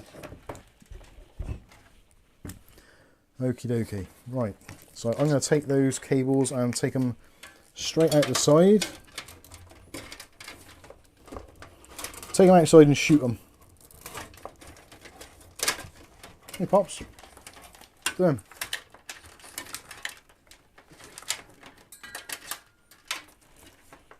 She looks a pretty girl, doesn't she? She's looking at herself. On my monitor.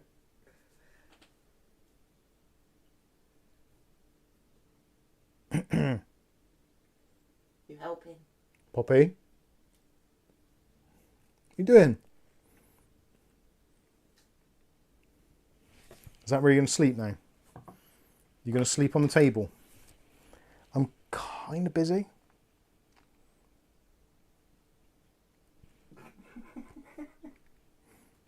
Poppy? You're going to fit a fan up front? No. I was considering it, but I don't think I'm going to. I think a fan up front is... Well, if I took out the drive cage, I could, but I'm going to try and use that area for some cable management. See what happens there. Potentially I might take out the cables or try and route them somewhere better, and then maybe I would put a fan in, but I don't think it's entirely necessary. When you've got the kind of chimney effect going on, shouldn't really need it. What's that effect? Should you? Chimney. Chimney. Chimney. N-E-Y is spelled C-H-I-M-N-E-Y. Yeah. Chimney. Yeah, but you say chimley. Chimney, if living is without you. Chimney. Oh, Bobby, he's mean, isn't he? Oh, I've forgotten now. I should have plugged that in before I put the power supply in. Oh no, that's all right. I'm all good. I got it. Look at that. Oh, that'd be scary with his singing. Isn't Actual professional at work. Not here, somewhere else. Chimney. Oh, you made Poppy get scared. Go away. Scaring me. Right. Some cable management might be in order there, but I think that's going to be okay.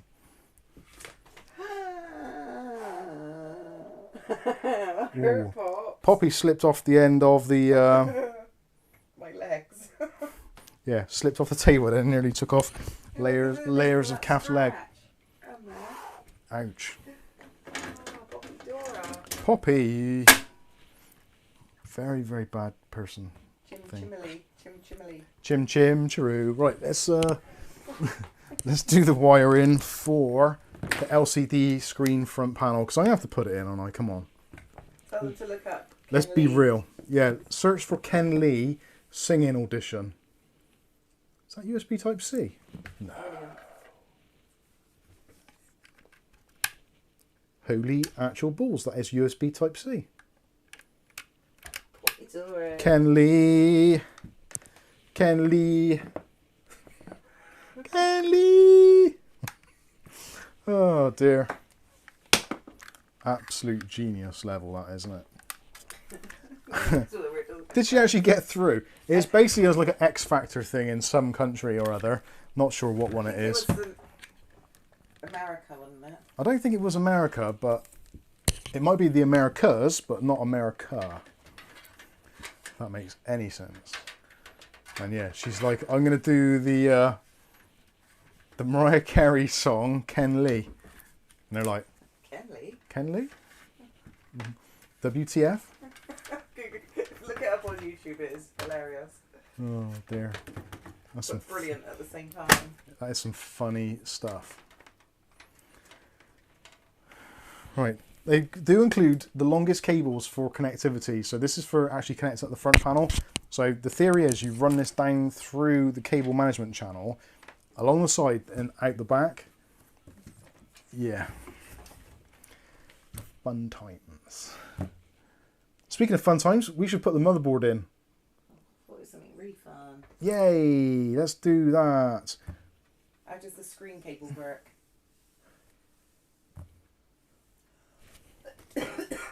I'm thinking there should be a bag somewhere with all the bits for this case. What have I done with them? Is it that box on top of the box? Ken Lee. Stop looking the Ken Lee. Can leave your hat on. You can leave your hat on. Ken. Oh, there we go. There's the Ken Lee instructions and the Ken Lee accessories. Oh dear, never going to get old of that, is it? Oh, is there a... Yes, there is. Actually, I don't need that. I don't need that. Ken Lee. Look at that. SSD. Bastards. PSU. I have to look for those. Mobo. HDD. That is next level. It really is. That. Why don't they do all cases like that? Just have stuff coming through and it's all nicely labelled up. And with a metric ton of cable ties. That crap NZXT Mobo is $390 here in Australia. Holy Jesus. And Mookie, I once sat in an uncomfortable position for 3 hours just to not disturb the cat on my lap. The cat rewarded my effort by scratching me when leaping to try to catch a fly. Aw. Right, now this motherboard has got a very, very unusual thing. And like the rest of it, because it's so weak and narrow, it's actually got an additional support pillar in here. I don't think I've ever seen this before. So this is the first the first ATX motherboard I've seen which actually requires 10 standoffs rather than the usual 9. So it's kind of like almost a micro ATX one in there as well. So I want to go ahead and put that in. Kev's in. Hello, ClickTech Kev. DDT, MDF, STD. All those things. Although not necessarily at the same time.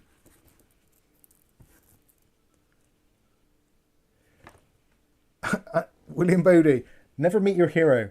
Now added, never ask Mike to sing. For good reason. Because Ken Lee. Ken Lee.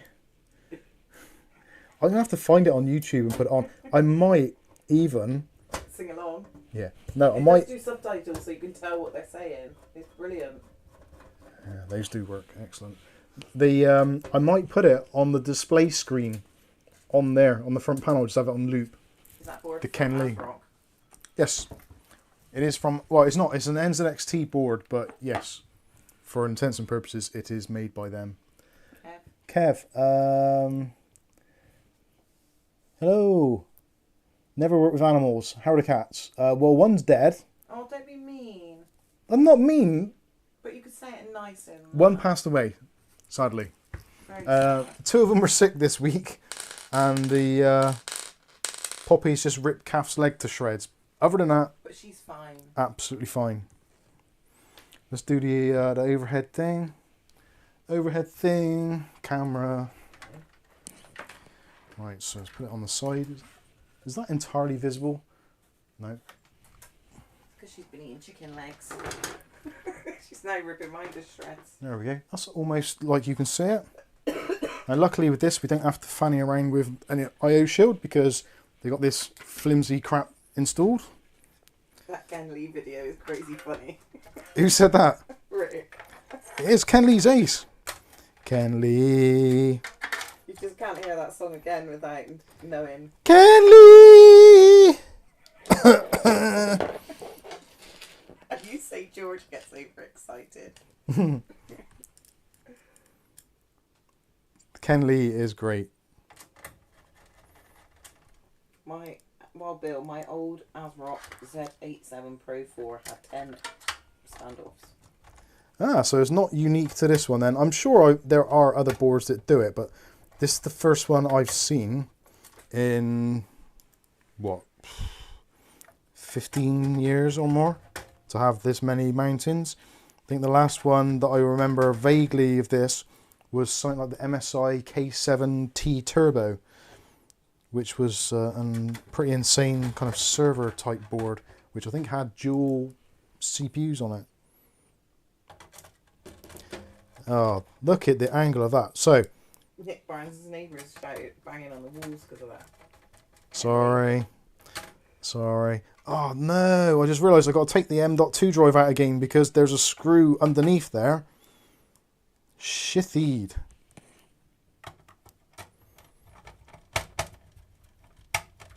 Or is there? I'm going to have a look behind there. Massive head. Massive heat. Shithied. Nick Barnes joking. Oh, bless. I didn't believe it.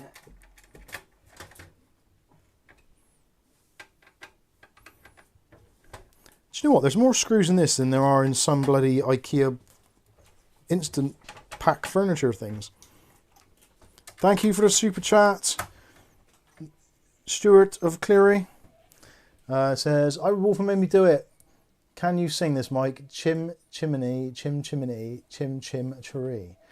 A sweep as lucky can be. No. I refuse to do it on the grounds. Dance it then.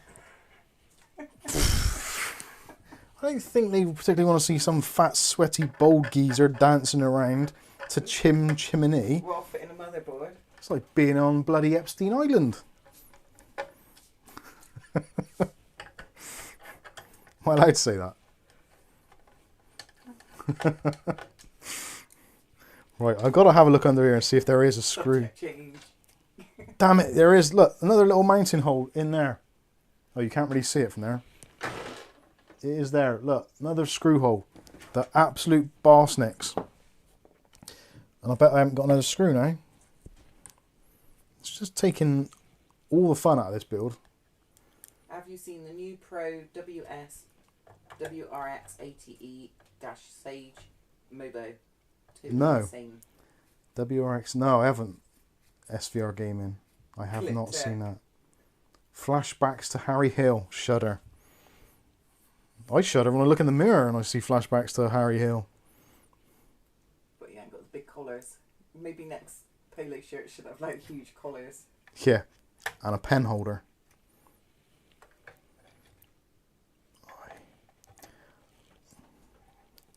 I hate this motherboard. I hate it very much. I want to set fire to it. I might just do that. You know what it's like when sometimes you you buy something and you have that kind of regret and you're like, oh God, why did I do that?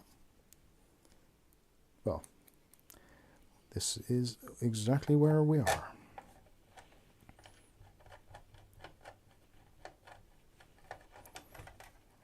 That's not lining up now.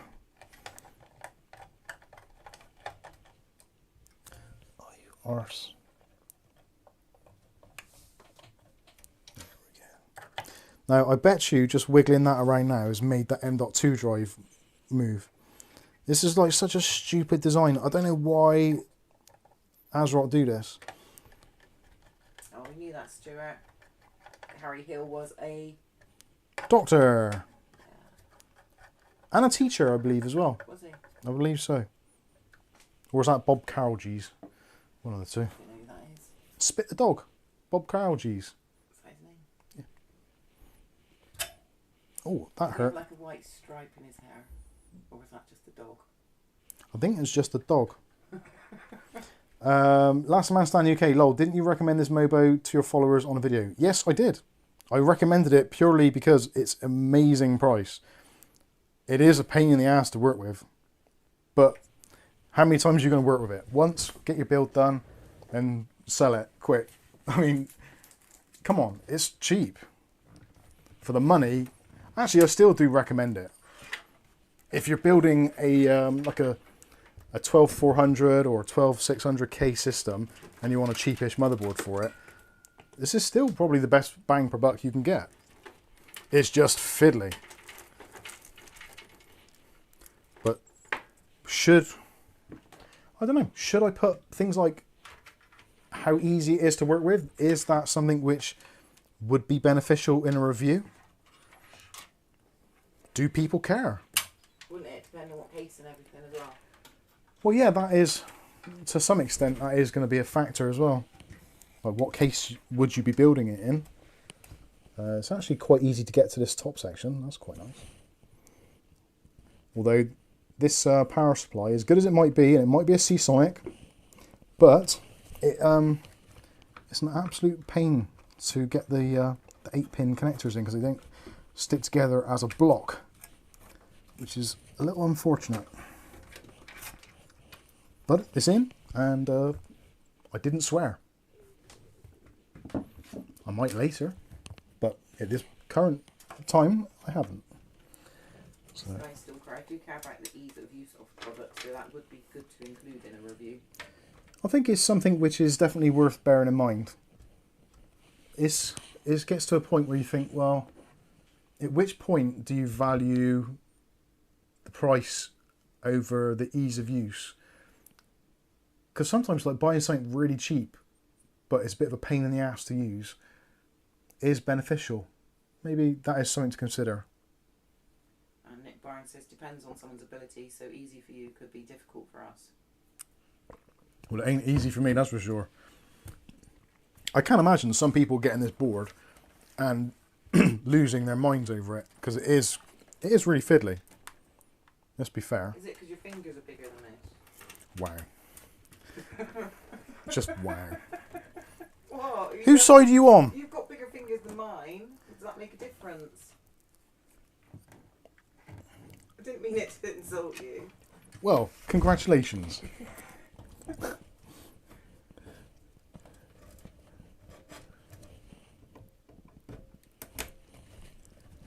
Right. But something that fuse blew in the car, you couldn't get your fingers in there.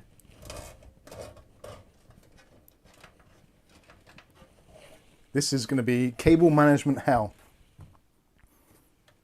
What makes it difficult to work with?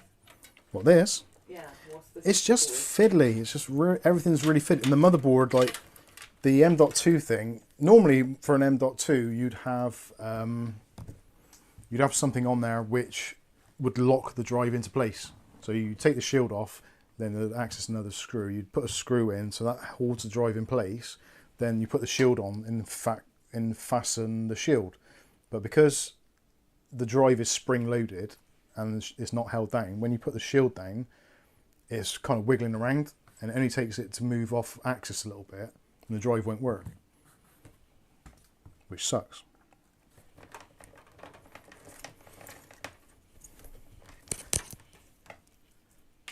You could get around it by just not connecting it up, like just leaving it without a shield on it, which most drives would probably be alright with. Right. 2020 C8, we should have might build in a PC with an AM6 motherboard, PCIe Gen 7, AMD Zen 6, and RDNA 5 GPU, all for £800. All for £800. Might also have 280k subscribers. Oh dear. That would be nice. And oh, front panel connectors. There's only a couple of front panel connectors. It's basically power switch and what is the other one? Hard drive LED? Power LED. So that is the top one, so that's not too bad. Although, In the back, will Mike unbox it tonight here? I don't know. Possibly. If someone can tell me how to pronounce the brand name, I will. Derek Cannon says, if Mike says fiddly one more time, I'm going to start making jokes about a certain someone with a private island. You carry on. You might as well make jokes about it, because the media certainly have. And the legal system certainly have made a complete farce out of it. But let's not get the channel banned. Oh, many? What? Jay Dishy. Hey, Jay Dishy. What, is there a question? I can't see it. Is there switching out of a pre-built PC case soon? Oh yeah, switching out how do I know which cables go where on the motherboard? Yeah, that's always going to be tricky. You'll normally find that a lot of them will be, I wouldn't say obvious, that's the wrong word. In Discord? But yeah, When you need help? probably your best bet is, like Kath just said there, join into our Discord chat, and when it comes to it, before you take it apart, take some pictures and show us what the deal is, and we can help you, or at least suggest what you could do in terms of like labeling up cables, just to make life a little bit easier for yourself. Because ultimately that is what we all want, isn't it? An easy life. And the end time says the motherboard manual specifies where all the cables go. Yes, the motherboard for the new, the manual for the new motherboard should specify all that stuff for you. Now, do I do this sideways, or do I do it? Yeah, let's put it in sideways. Although if I put this in sideways, I'm never going to get the USB 3 port back out again, am I? What UglyBob says is pronounced make Ike, Make Ike. not David. David Mike Ike. Are you sure? Make Ike. You sure? Can't you just slide it into one and just call it Mike?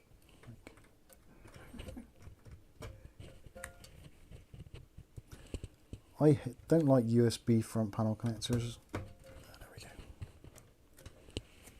It's actually not too bad. This is actually reasonably tidy for me. Right, top fans. So we've only got one connection for the 3 fans, which is going to make wiring considerably easy. Famous last words, my friend. So I'm going to take that cable around there. This actually isn't too bad. Now I'm getting the hang of it. Shouldn't say that, should I, Kath? Why do we not say that? Because it always goes wrong. When you say you're getting the hang of something, guarantee it's going to go pear-shaped. Right, fan 1 is the second one down. Would be, just to make things look a little bit Where did we ugly. get that phrase from? Kath's cousin Paul. He would get the hang of something and then it would all go desperately wrong. No, it was when he used to come down and pay our mortgage on our fruit machine. Yeah, that was it, yeah. And when he was winning a lot, we'd say he's got the hang of it now. He's got the hang of it now. Boom. It's all gone pear-shaped. Bless him. Bless his little chicken legs. Um, I knew I should have put these fans in, first of all. Jay Dishy says awesome, thanks so much. No worries, you're more than welcome. The Discord lot are a pretty decent lot. There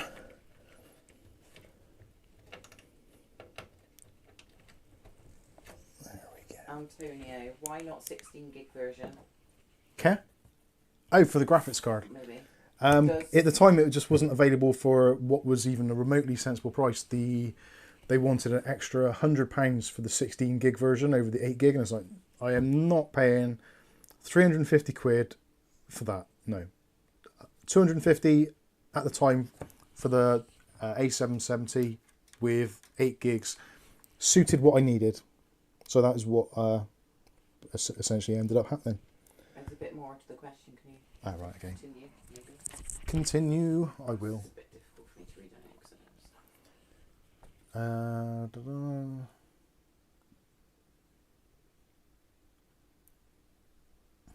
Poppy. Pronounced Make Ike. Make Ike. Did you finish the rest of that question? Can't see the rest of the question. Antonio. Antonio, hi Kath, Mike. Why not 16 gig? Does A770 have a chance to be good like red wine? Getting better with ages, updates for 1080p monitor, of course. Well, yeah, the A770 is a great video card. The real trouble with it now, in my mind, is just the power requirements. The power requirements are just hideous. It does require some serious power for what it is, which is what lets it down, in my opinion. If they can control the power usage and the idle and all that kind of stuff, then they got an absolute winner on their hands. They really have. But it seems at the moment they're really struggling with that entire concept. Rick paid $400 for his Intel Arc A770 16 gig LE. They're not cheap. Right, so we've got two wires here. This is the HDMI and the USB Type-C. So these have got to go out the back. So they're kind of going to have to go down through this channel here. I'm trying to work out actually in my mind what cables are going to be at the top that need routing. So I probably want to take the power supply and the video cables separately. I think that's going to make a bit of sense. So I'm just going to route these through where they need to go. And just put a cable tie in there just to hold that in place. As soon as we start getting a few of these kind of tied down, it should all start coming together. Like a 18 plan. I love it when a plan comes together, he says. Anyway, good evening to you all. For those of you that are still with us and still have all of your faculties, etc. Hopefully you're having a fantastic Saturday evening. If you're new here and you're wondering what the fuck is going on, you're in the right place because I have got no idea. So if someone can tell me what's going on, I would appreciate that immensely. Losing my voice now. I'm only kidding. I know exactly what I'm doing. No. Iron says it can only get better. In terms of the Intel graphics card, yes, I would go along with that entirely. They definitely seem to be making some really good progress there, which is what we all wanted to see, isn't it, really? Like, ultimately, at the end of the day, we all want Intel to do well, because if they do, then there's more reason for other manufacturers to just get on board with the whole kind of innovation thing and actually start innovating rather than just being butt heads and just putting out these really crappy incremental releases. The irony is that Intel were the kind of the gatekeepers of this for the longest time with their incremental upgrades through from kind of like 4th gen through to probably 8th or 9th gen really, in terms of their CPU stack. So it's kind of funny that now they're the ones pushing the innovation in the GPU market when they were the ones responsible for the CPU market being stagnant for so long. But it's one of those things, I guess, it's like kind of peaks and troughs and stuff, isn't it? That's not particularly neat, but it fits. And that seems to want to stay in there without too much messing around. What are you doing over there? Why? Look here's like itching or something. Filing my nail. Oh, you're filing your nails? Yeah. Sorry, am I boring you? I get that a lot. Alessa says, I know what you're doing, Mike. Being entertaining. I am trying to, because we are not a review channel as such, and we are not a benchmarking channel. We are trying to entertain and educate at the same time, if that is even possible. Some would argue it isn't. Then these days on the internet, everyone argues about everything. It's par for the course.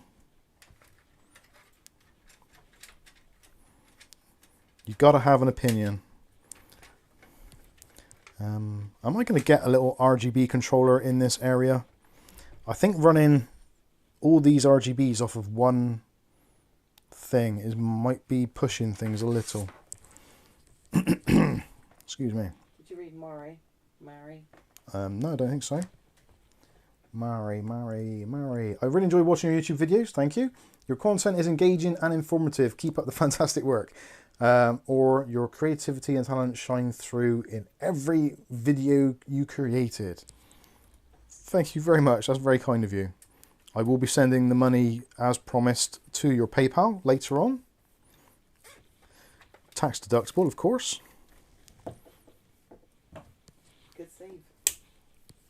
What? The tax deductible? No, the knocking the torch off. That was unplanned.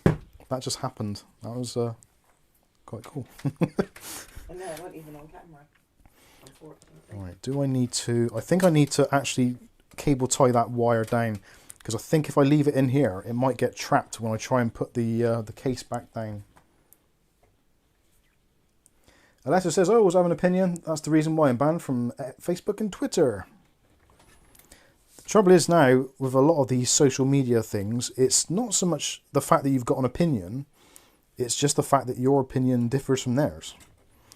There's a very big kind of gap between there, because it's very much a one-sided thing, all these kind of Facebook bans and all that kind of stuff. I've noticed it a lot, and it seems to be, especially if you're slightly older as well, it seems to be that you are more, not picked on, that's the wrong word, but more kind of regulated, I guess you'd say, which is pretty crappy, to be fair. But it is what it is. We just have to stop paying our taxes. Rick H says, YouTube is my only social media. Congratulations. That's pretty impressive. We don't do a great deal in terms of social media. We do Discord, obviously. Some of you have already been over there. And I have a very, very small Facebook profile, which really... That's your personal essentially is my personal page, is my own personal one for myself, but because of quite a few of the manufacturers and suppliers and stuff that we've worked with, they all tend to use Facebook because it's kind of just been around, and it is what it is. So we kind of have an account more so for that reason. The fact that it's kind of like other people are using it. Well, yeah, Kath doesn't. I haven't logged in for about 2 years. Oh no, this is where the HDMI doesn't fit underneath the motherboard.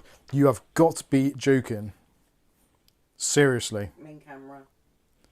Huh? Main camera, they can't see your face. You don't want to see my face right now. Un-effing believable. I'm so glad I cable tied that all the way around there. Because if I hadn't have done that, that would have been like... Oh my god. Right.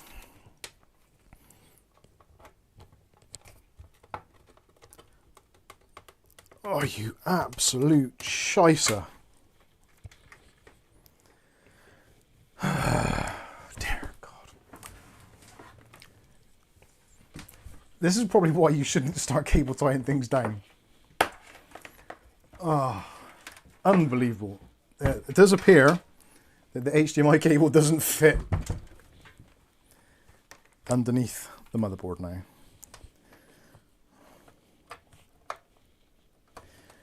Oh, come on, it's the cable that they supplied with the bloody thing. I don't want to push it too hard because it'll probably bend the board. Maybe there's the spot where Mike is strapping those cables get covered on the other side of the case by something. Oh no, this is just disastrous.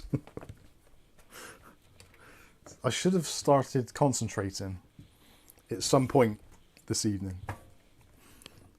Okay. This is the bit where I snip through a cable and go, no! In a Anakin Skywalker kind of style. Oh, that just sucks.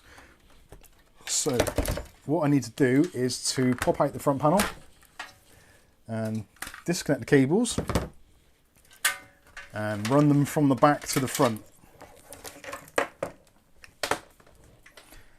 Unbelievable. I probably will cable manage this again at some point. Just wasn't planning on it being now, really.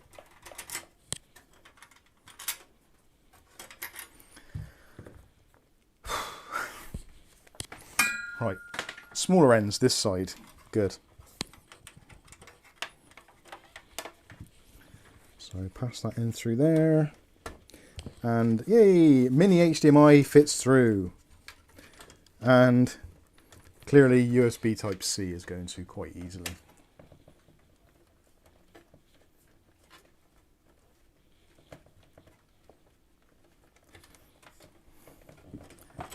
There we go.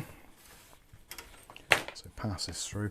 Now, if you're thinking of getting this case and you're not going to be using the TV screen front panel, then obviously all of this is kind of academic, really, because you won't be using it. And at this point in time, I kind of wish I wasn't using it.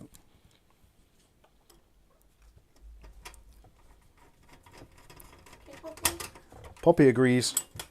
She wishes we weren't using it. She's turning her back on it now. Simply not interested.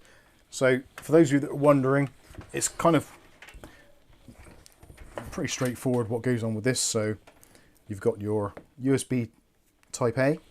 So, you plug that into kind of any port you want to, just to power up the screen. You've got this one here, which is a BIOS port. No reason why you couldn't use that. And if you've got onboard graphics, then you can plug in your HDMI into the motherboard. So then that's going to power the screen. And then you can have your dedicated graphics card for your traditional normal display if you wanted to. So you could maybe use this for, I don't know, fault finding, possibly, whatever you want to use it for. But that is, that's essentially how it works, or how it's intended to work. So with those plugged in, I can now route these cables back through and kind of work out how much actual length there is available on there.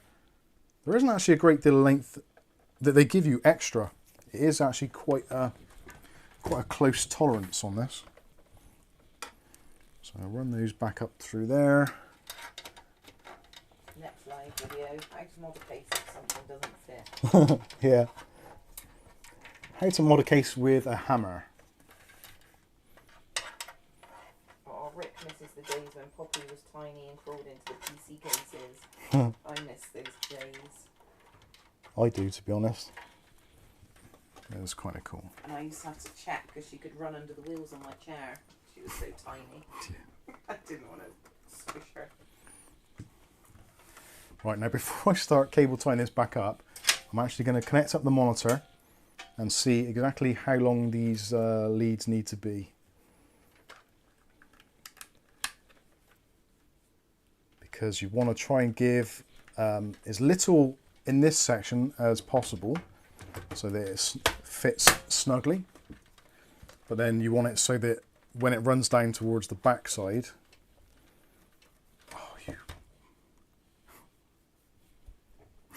this is annoying me now. I've just done something wrong again. Right, I'm going to ignore that bit of cable. La la. La la la. Can't see it, it's not happening. Right, let's just put that there. And we'll discuss that another day. Let's get the graphics card in, because this is going to be the fun part, because I don't think the graphics card is actually going to physically fit. Which obviously seems like fun, but it could actually make things considerably more difficult than it needs to be.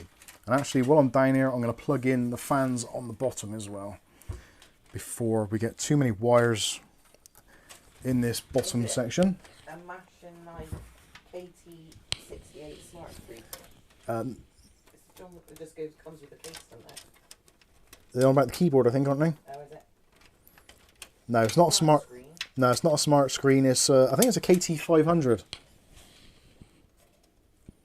I'll have to double check, but I'm pretty sure it's a KT500.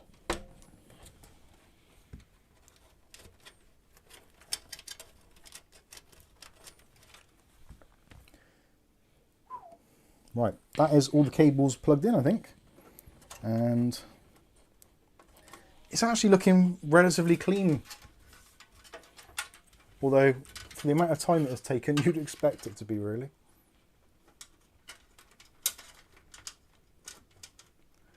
I think that's a good thing about PCs. You don't have to rush these things. I don't, because A, I'm trying to make a video, so obviously it's better to take your time and try and get things at least partially right. And also, it's all part of the learning curve, isn't it? So let's go to the overhead. We'll pop that over. And there we go. WHS.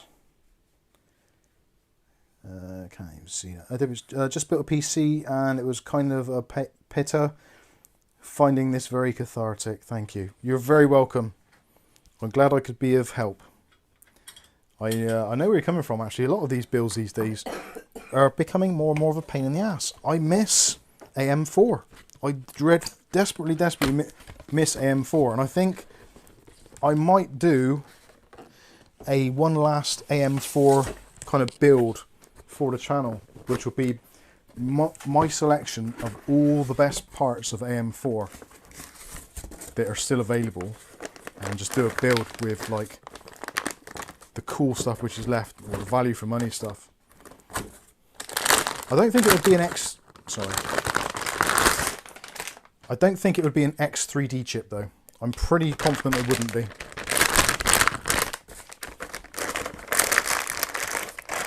As cool as they are and that, I'm not as much of a gamer as I am someone who just uses a PC for like content creation or that kind of usual guff. So I don't think I would really benefit tremendously from that sort of thing. Right, so PCI Express. I'm not sure, but I think this might be a PCI Express Gen 5 board. Last man standing says the 5700X is awesome, Mike. I think if I was going to do a build with the AM4 setup again, I think it would probably be either a 5700X or a 5800X. I think that would be the way forward. Potentially a 3900X, because I still think they are excellent value for money and offer a tremendous amount of performance as well. Alright, is this going to fit? Or have I sealed my own doom? No, I think that's actually going to fit easy. That's a triple slot card. Lovely jubbly. Get in there. That fits in there nicely. I kind of like that. Oh my god. Is that the first nice thing you've said about that build? Yeah. The stupid thing is, the processor of this is possibly one of my favourite processors in modern times. The 13500 was an absolute cracker. It's just a shame that this board has kind of soured that a little bit. Right, so now we've got to get some power into the GPU. That fits in there quite nicely. I might even... wonder if I could put something in there just to support the GPU a little bit. Might not need to. Ugh. This thing is getting heavier now. It's I was going to say it's a pre-fame Adele now, but I don't think you'd probably say that. Right, let's run the cable through.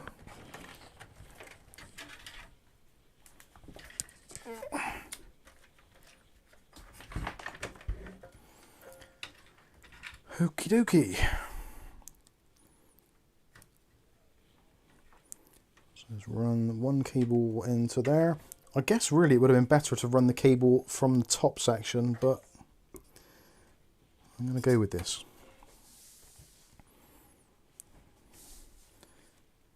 Actually,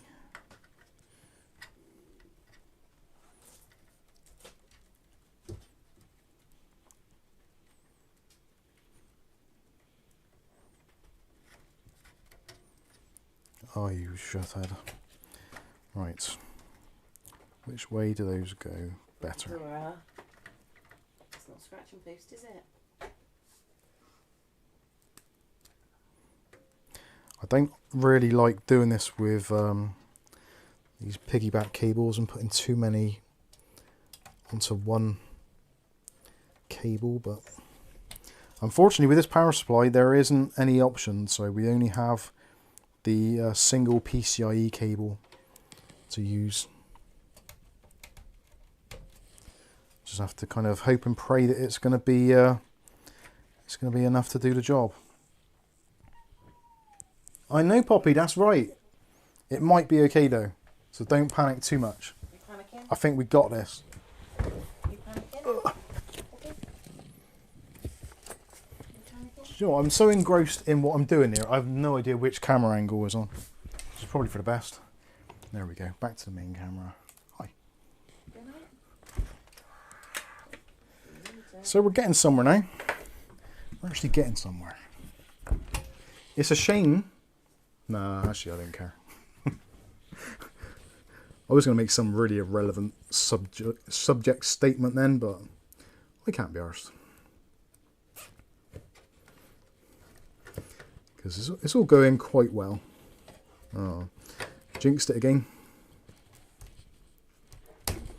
Rick H says, I think that case isn't made for full ATX motherboards. It would be more more suited to mini ITX. Bizarrely, they make the D41, which is the micro ATX version of this, which Lord knows how difficult that would be to build in. I think it would be slightly traumatic for most people. Now, something which I do need to consider here is actually how to... I don't really want to pull that cable too taut. I wonder if I can get it to run nicely around the side. Oof, that looks a bit shit. But then I think that has been one of the things of this build, that we are embracing its inner shitness. We can move it around at a later date, that's fine. So we've got the fans, we've got everything there, we've got the front panel thing set up. The RGB is now the real key component. So there are 6 different RGB elements in here. So there's the fan actually on the there's a fan on the CPU. You've got 2 fans in the top, 1 at the back, and 2 on the bottom. So this is a little tricky because I don't really want to run 6 devices off of 1 header.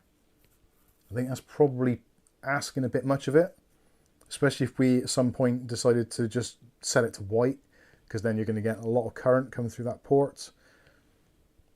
I'm not too sure. I have run 6 units off of a header before. It didn't like it a great deal. But just because it didn't like it doesn't mean I can't do it. It just means that I probably shouldn't do it. Maybe matches the case well, Chris says. It's actually, yeah, it's not too bad at all. I need to find... Positivity. Yeah, positivity. I definitely need to find that. I need to find some method of getting all this RGB together, which isn't going to be intrusive and is going to be relatively easy to fit. So ideally, I think I need a hub. I don't need a fan hub because the fans are fine. They're connected to the motherboard. Don't have to worry about that. So I just need some form of RGB or addressable RGB power. I think I've got a hub which might do that. Ah! So, From Yes City looked at an actual decent entry level A770 motherboard yesterday. yeah, the ASRock RS Pro or Pro RS. It was only 120. Remember when B450 tomahawks for half that? Yeah. Oh, damn it. There's the Jonsbo. That come from Patrick LaBelle, I think it was. That's the Jonsbo M.2 cooler. I thought I already used that in something else. Maybe not. Oh dear. Maybe, definitely not maybe. Definitely maybe. What have I got in terms of RGB controllers? Come on, there's got to be something here. And all of this crap. Rick says, I remember buying in a case, started building it and said, no way, threw it out. Yeah, I know that feeling. I've been there. Been there. I'm sure I've got an RGB hub thing here somewhere, which just needs SATA power to it, which would be perfect for this instance because we don't really need a great deal of other shenanigans going on. We just want a powered ting. Thank you, Kath. What is that there?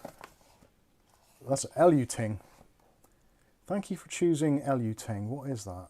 A 4-port PCIe. No, your ting was better than my ting.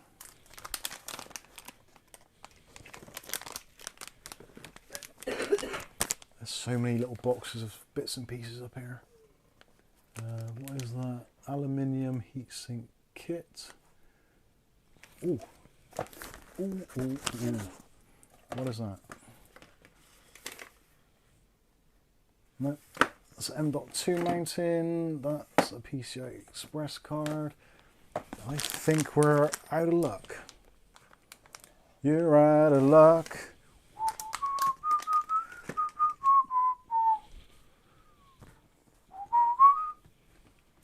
Poor headphone users. Sorry, headphone users. Right, due to the fact that I basically can't find the bit that I needed. That's a USB kit. Oh, I need to sort my life out. I have got a GameMax thing, but I actually don't really even want to put it in there. Kieran says, looks snazzy, but doesn't instill me with confidence working with that board. Yes, it is very much all very much for show, I think. Right, I'm going to run that out through the back. And I am actually just going to daisy chain them and see what happens. It might work fine. It might blow up. If it blows up, then, well, that is what this channel is about. Bit of entertainment.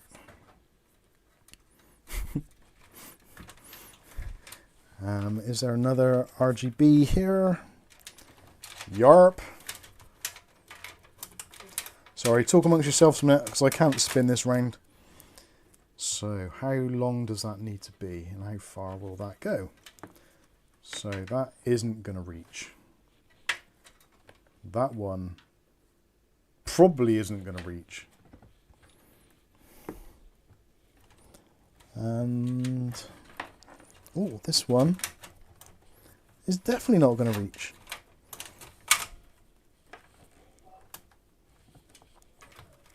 Hey Mike, looking at that, put the PCI cable through the same place your Mobo power supply cable is, and over the top of the GPU card would look cleaner. I think that might be an idea, yeah. That was floating around in my brain. Right, I think this is going to work. I don't need no education.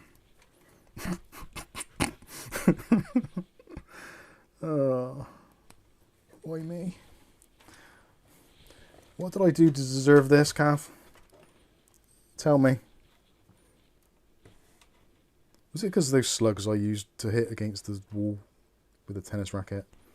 I think it might have been. Damn you slugs. And all you stand for.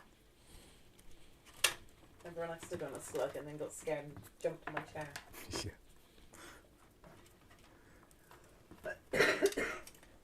Right.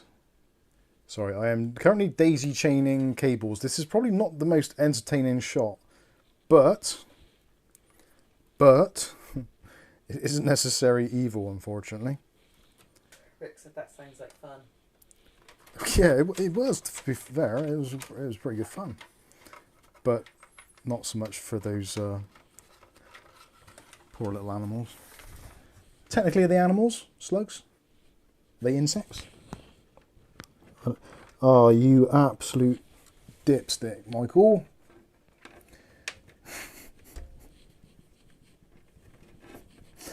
Now the fans are in the way.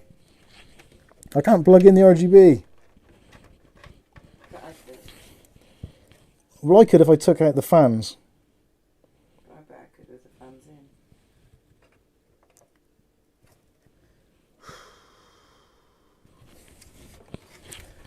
The RGB... Why do they put addressable RGB ports in such stupid places? Okay, you'll be right back. Cheers. Right back. Cheers, me dears. Burp. Bib. Burp. Burp. This might be easier if the graphics card wasn't installed. Might be easier if someone else did it, to be honest, but... Oh, It's man. serious now. He said Michael, and no more Mike. No more Mr. Mike guy. No more Mr. Mike guy. Right. Well, we were considering rewiring the graphics card anyway, so let's take that sucker out, and then that might give me... Suggest say goodnight, Mike, and get some sleep, my friend. Yeah. Why are builds like this? Only one ARGB header? Yeah. It's NZXT. It's got 4 RGB headers, but 2 of them are the custom NZXT fancy bloody Fandango headers, which are about as much use as a chocolate teapot. Well, unless you're building an NZXT case or NZXT fans, etc. Right. Oh, this is just insane. David Underhill. Oh. Cheers, David Underhill. One of the many Davids of this channel.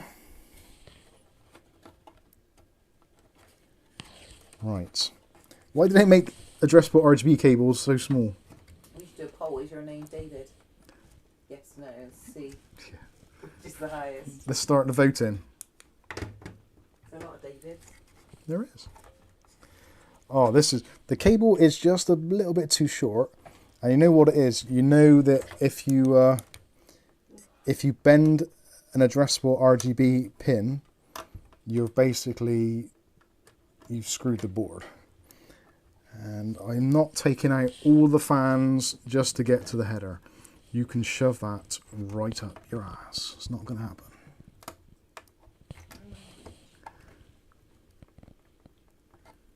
Oh, come on.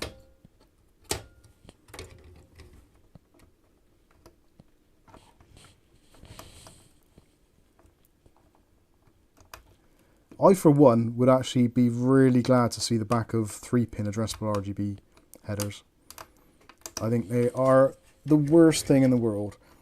Almost as bad as the 4-pin RGB ones, which preceded it. Those were bad enough. Well, Riley, if this was me and the build I was doing right now, I would stop, get some sleep and finish it tomorrow.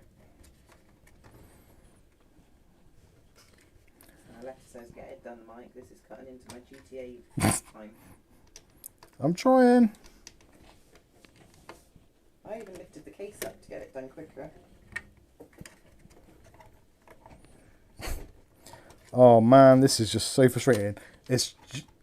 Right, I'm trying to get the cable to bend round on itself, first of all. And then trying to line up the 3 pins. And by Jove, I think he's only gone and cracked it.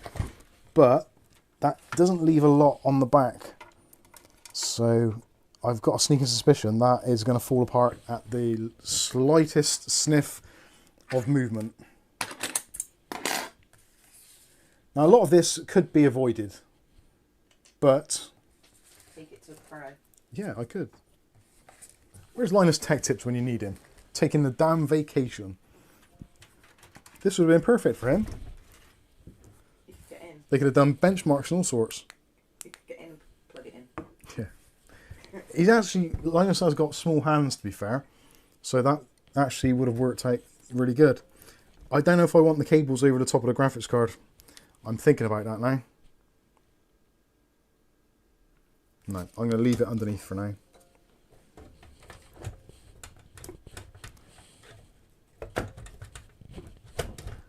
Oh, come on. This computer hates me. Linus is back. One show was on last night. I did hear about that, yeah. I've not watched it. Whether or not I will, I don't know. I'm not sure if I will, actually. I don't think I actually care enough at the moment to watch it. Because I don't think there's going to be any real resolve or anything currently. Maybe there is. Maybe I should watch it.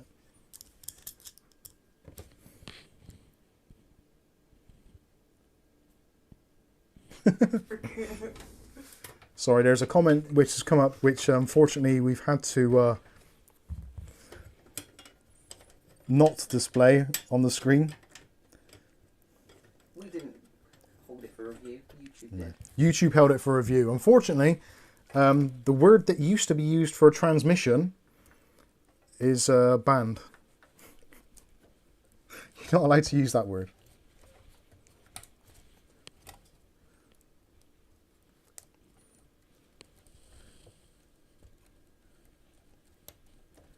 And especially if it's in relation to a certain presenter. Right, that's it, we're done. I think this is it. I'm pretty sure I can turn this on. That seems like it's too easy. Well, after all that. Oh my God. I am worried at the back, to be fair. Because it does need some cable management, but that is going to be a job for Monday. Or perhaps even tomorrow. Perhaps. That's a matter of my language skills. Who is enjoying the new season of Fortnite at the moment? I must admit I am. And I'm an old man, and I don't mind saying it. It's kind of cool. I like it. If you like it, that's great too. Because we should all have things that we like.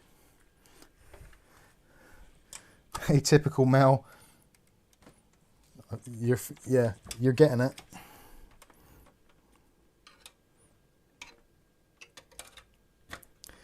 Right. Now, in theory, only in theory, if I plug this in, this should work. Now, I haven't, in fairness, I have not actually tested this power supply. So potentially it could all go very, very wrong. But again, that's more of the fun. Oh, for God's sakes. I need to do some work to this studio setup. We had a visit from Colin this week. Again. And going through some ideas of what to do to change the way we do things here. And we might have to go have a little bit of a change around, I think. Just to change things up a bit and make life a little bit easier.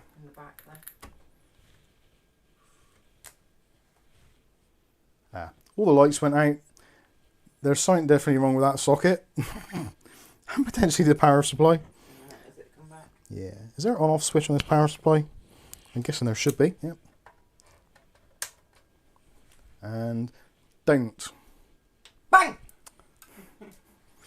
Oh, there we go. Straight into white, like I foretold. And is that actually booted? Is it doing anything? That seems remarkably quiet. Oh, NZXT logo. You probably can't see that very well. See your fingerprints. Yeah. And there we go. Windows desktop. Aight. Is this touchscreen? No, it's not. But it's bloody worked. And there's an install actually on the drive. That is impressive. And it didn't go bang. And it seems... Can you hear that?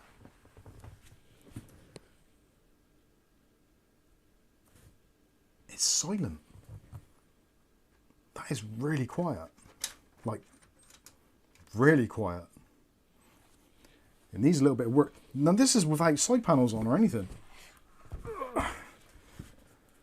Is the fans actually spinning? They are. Yeah, they are. They're at low speed, but they're spinning. Wow. Wow. That is quiet. Like, seriously quiet.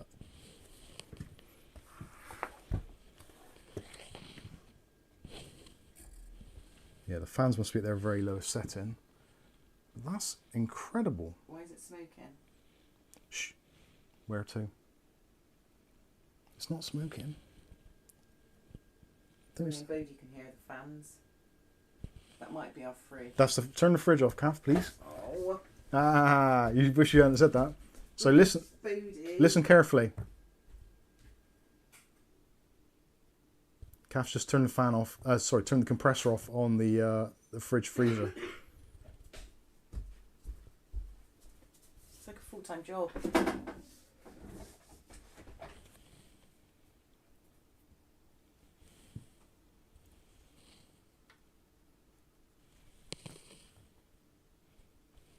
Holy actual balls. That is really quiet. You nibber? Like stupidly quiet. Huh? Nibber? Oh, can't see. Nibber. Hey Mike, bad SSD can cause PC crash. Black screen and fans max out. CPU and GPU look good. No debug. Let's boss. I don't know. Possibly.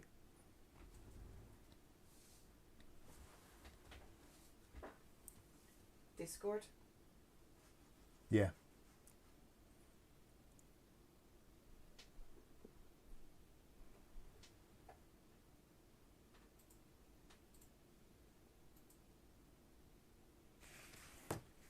That is really quiet. Like, stupidly quiet. Yeah, William can't hear it now. There's a very, very tiny amount of noise coming from the fans, which are... Actually...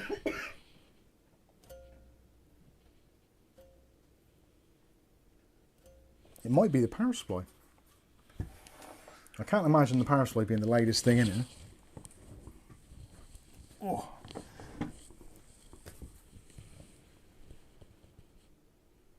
It is. there's a very, very, very slight noise, like a tick almost, from the power supply fan. But you have to get like super, super close to it. You can maybe just about pick it up. That could be because the power supply is mounted horizontally, which generally power supplies are designed to be flat. But yeah, I'm quite impressed. That's all right. If I can get the software to work together and get the all the RGB synchronized up, the Phantom Gaming thing I probably won't be able to, because that needs the software from ASRock. But having said that, because it's kind of an ASRock board, maybe that would work. I don't know. Potentially it could do. But that is bloody quiet.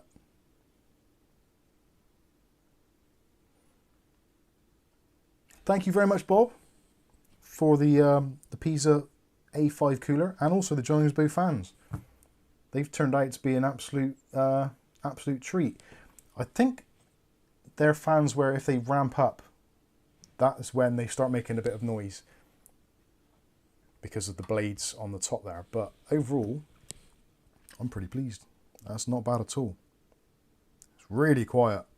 It's been a long time since I've actually built a PC and turned it on and thought to myself, wow, that is quiet.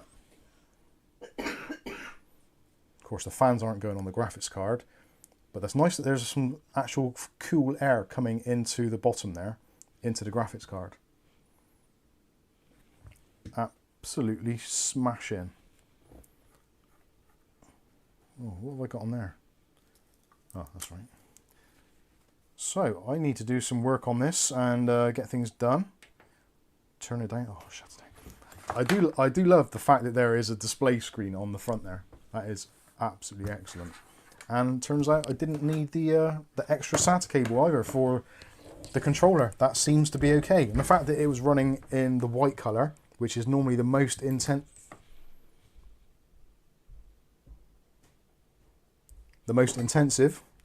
for RGB. Happy days. Atypical Mouse says fan noise helps me relax, but I'm neuroatypical. Skystalker says get a higher wattage PSU with a 0 fan option and it will be dead quiet. That is true. PSU is silent. I think the PSU is because it is a fluid dynamic bearing and it is on a incline. And in fact, I could turn it around so it pulls in air from the backside, in which case you'd never hear it at all. But overall, that is it. I'm done. That works, and it's only just gone 11. Mike, in this config, how could you support the GPU from sagging? From this, George? well, for the GPU from sagging, there's various things you can do. Because you've got a little channel down here, like a little area, you could easily put in something like imagine a pen, like a white felt tip pen. If you've got one of these, you could cut it down to the appropriate length and literally just kind of stick it in there so it supports there. It might not look particularly pretty, but if you use like a Bic pen where they normally have a clear or transparent section, you could use that and you'd never notice it. You could probably, there's all sorts of things, maybe even like a block of Lego, a little white block of Lego in there would do the trick. There's many things you could do to do that, all of which would probably work absolutely fine. Yeah, overall, I'm pretty pleased with that. It's worked out quite well. I'm going to put the side panels on and pack it up because there is a lot of work that needs doing to this and potentially a complete rewire because this stuff in the back is not great. But you always like spaghetti. Oh, and I've just pulled the bloody RGB out the back.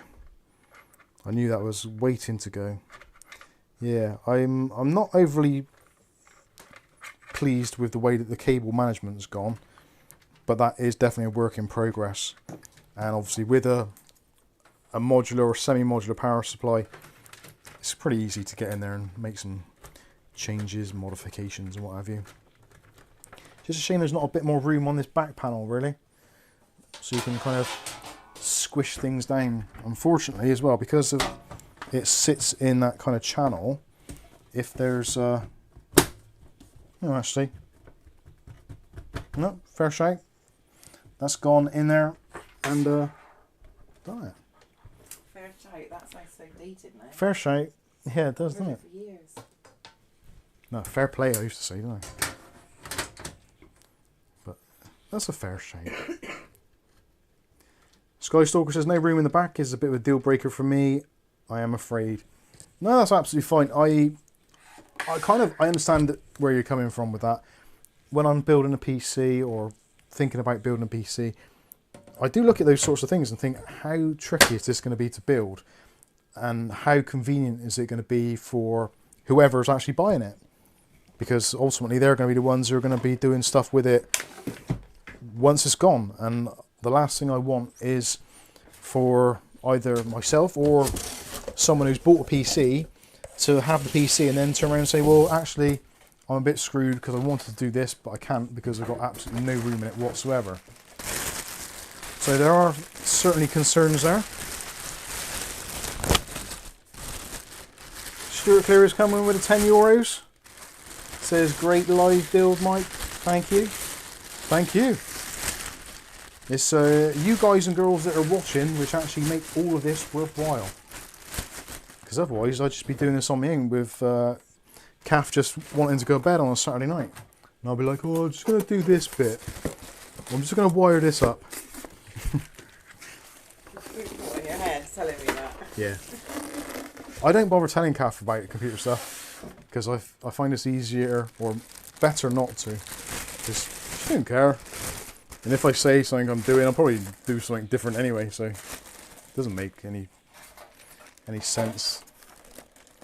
Oh, it's finished. I wonder what was going on. I was watching you. I was mesmerised. Kath was mesmerised by my reboxing skills. I know why, because I've seen you do that so many times. Oh god. This particular case has been in and out of this box so many times, it's not even funny. Whew. Well, I'm pretty pleased with how that's turned out in the end, I'll be honest. I didn't think it was going to be, well, I wouldn't say not that easy. It wasn't easy, let's not kid ourselves here. But it's actually worked out quite nicely. And with a few very small modifications and a little bit of cable management, I think it could actually turn into being a really kick-ass little PC. And with that processor and GPU combination, like if you haven't experienced it for yourself, the Intel A770 with a decent modern Intel processor, it really is something to behold. It really is. They've done a cracking job there, and the way that the kind of the synergy or whatever they call it between the two, like the Intel GPU and the Intel CPU, they just really work nicely together. It is a joy to use, it really is.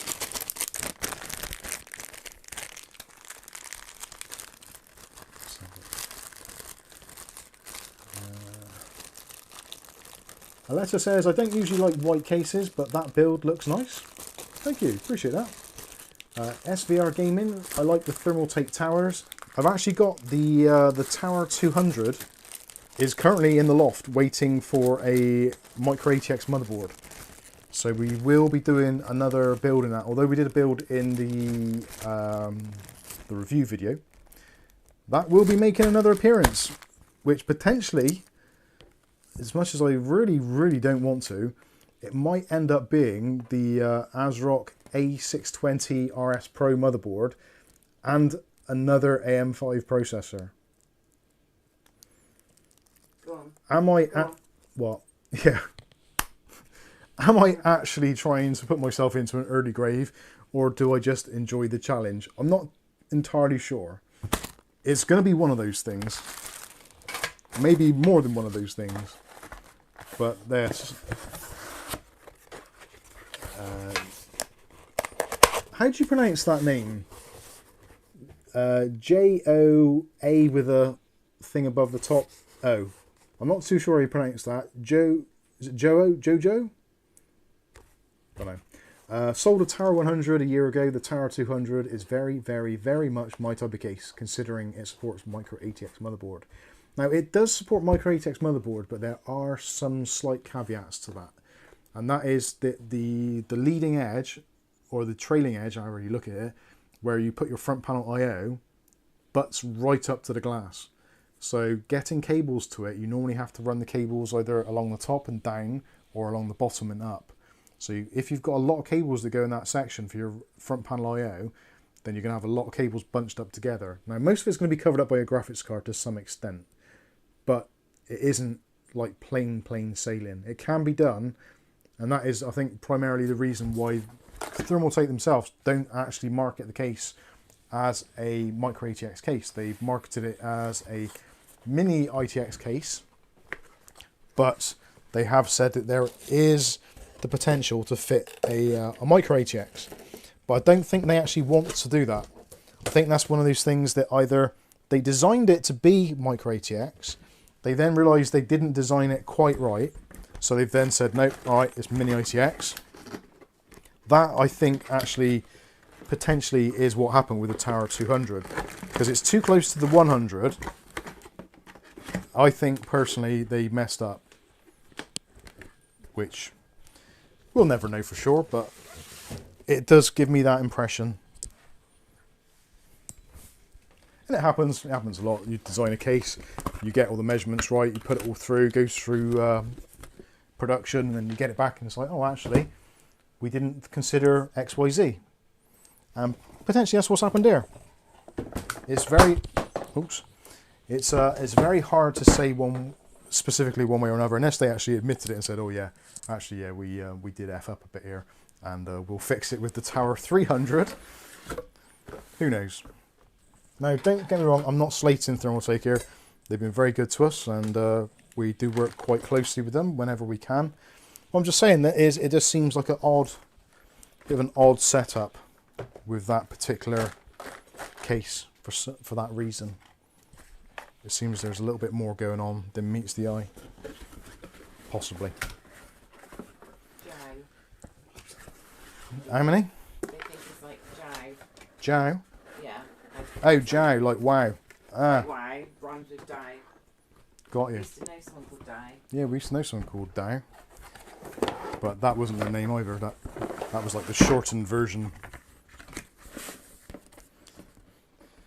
The Tower 500 I quite liked. The 900 I think is a little bit too big, personally. But yeah, Thermaltake make a lot of nice cases. Not everybody's taste. But then, if all the cases were the same, just to suit the majority of people or a group of people, I think it'd be pretty darn boring, wouldn't it? Okay, that's that packed away. Happy days. I'm so glad that's done. That's like a massive relief off my shoulders. A770 says, oh, if you like the NZXT H1 V2, it's been on sale for $200 lately. The V1 case was actually on sale in the UK around Christmas time, and that was, I think it was either £100 or it was either £99 or £119. I'm not entirely sure which it was. And that was with the 650 watt power supply, I think, and the AIO. And I kind of regretted not getting one, but then after the troubles that we had with the AIO, and obviously they've not fixed or remedied that, it's still the same deal. 69 watching. 69 people watching, woo! Oh, 68 now. Upset, I'm 67. I'll have to do something silly to impress the viewers. No, I won't do it. Oh, actually, yeah, what I was saying about earlier, about changing, switching up the way we do things here. So potentially we're going to get rid of all of this stuff in the background. Oh, we're not. Please don't. This is all going to potentially go. Kath doesn't want it to. Because we do it and then he puts it all back the next day. And it's just tiring. It's the same in any room, it's not just this one. Yeah, it is tiring. But you change it all round and then you move it all back exactly as it was the next day. Don't fail. So, Kath has no faith in my abilities whatsoever. I do have faith in your abilities, but not in your staying power of keeping it like it. I know, but I do need to do something because it is getting out of hand now. So the theory was to put a 3-metre worktop just along this back wall. I don't like the thought of that. I don't like that. It's a dining room. You've got to keep it like a dining room as well. Yeah. Oh well, that's not going to happen. Kath says no. So you just have to put it with how it is. Not a worktop. Well, what else are we going to do there? Nice piece of wood or something nice, natural, not. Ooh. We can't have anything natural because I get wrecked.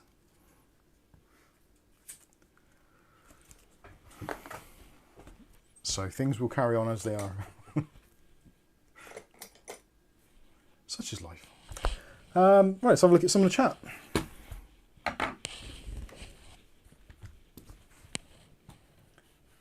Letter says, where's my mouse gone? No, she didn't say that, I said that. Ah, there it is. Where did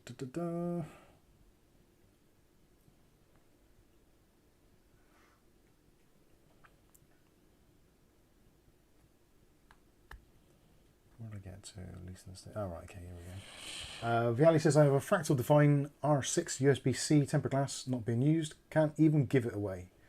I've never been a big fan of fractal cases. I had one, which was the fractal... I'm trying to think which model it was now. I think it was a Define TG, I think it was. And you filmed it on that spinny round thing with flame on top of the box. Yeah. Didn't really like that one.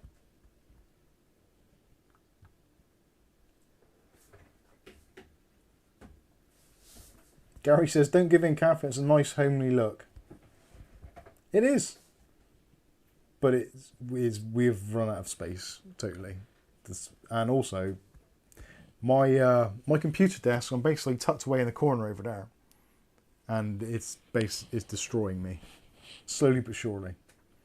But where would you put all the junk from all those boxes behind you? I know. SVR Gaming, Mike's Unboxing. Can you do an updated BOS updating on the Gigabyte B550 Aorus Elite AX V2? That is one of the few boards that probably actually never needs a BOS update.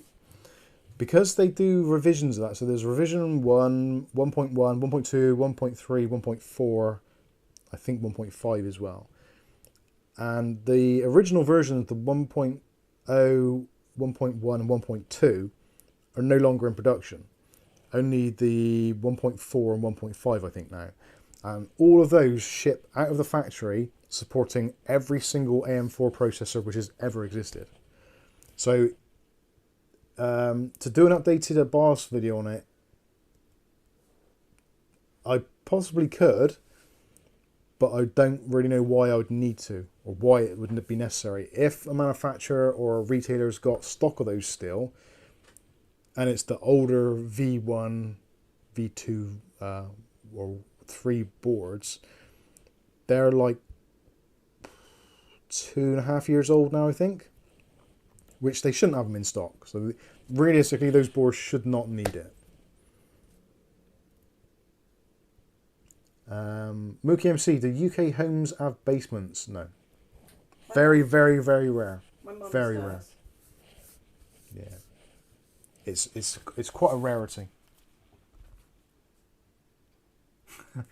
I should do, Nick. All right, let's have a look at this keyboard then. So this is the how's it pronounced again? Someone's have to help me out. The Macanike. I can't remember what you said now. I can't remember either. either. Ike on the end, wasn't it? Mike Ike. No, it wasn't Mike, was it? I'm just making it rhyme with Macanike. Come on, UglyBob. So this is the keyboard.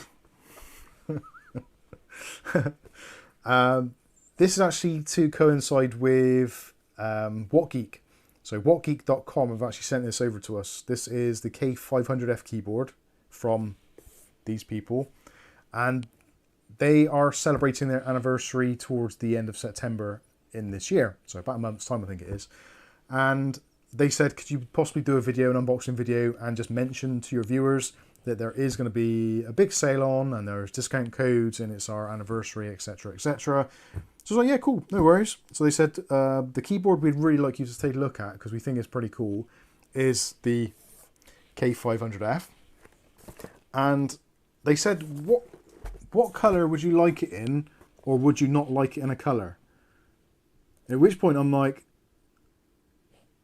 maybe this is some kind of translation issue. Ooh, broken keyboard. Maybe this is a translation thing. How can I not have a keyboard with a colour? That doesn't make any sense. But I thought, well, let's try it. Let's see what the deal is. I said, I'd like a colourless one, please. And they didn't disappoint.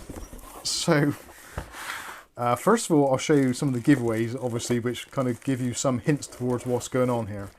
Now, first of all, there is a USB Type-C cable with a right angle.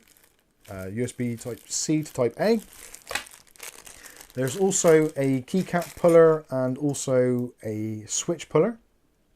So those are included as well, as you kind of expect with most high-end keyboards these days. That has got a bent pin. That's probably my fault. So, clear switches. Very nice sounding.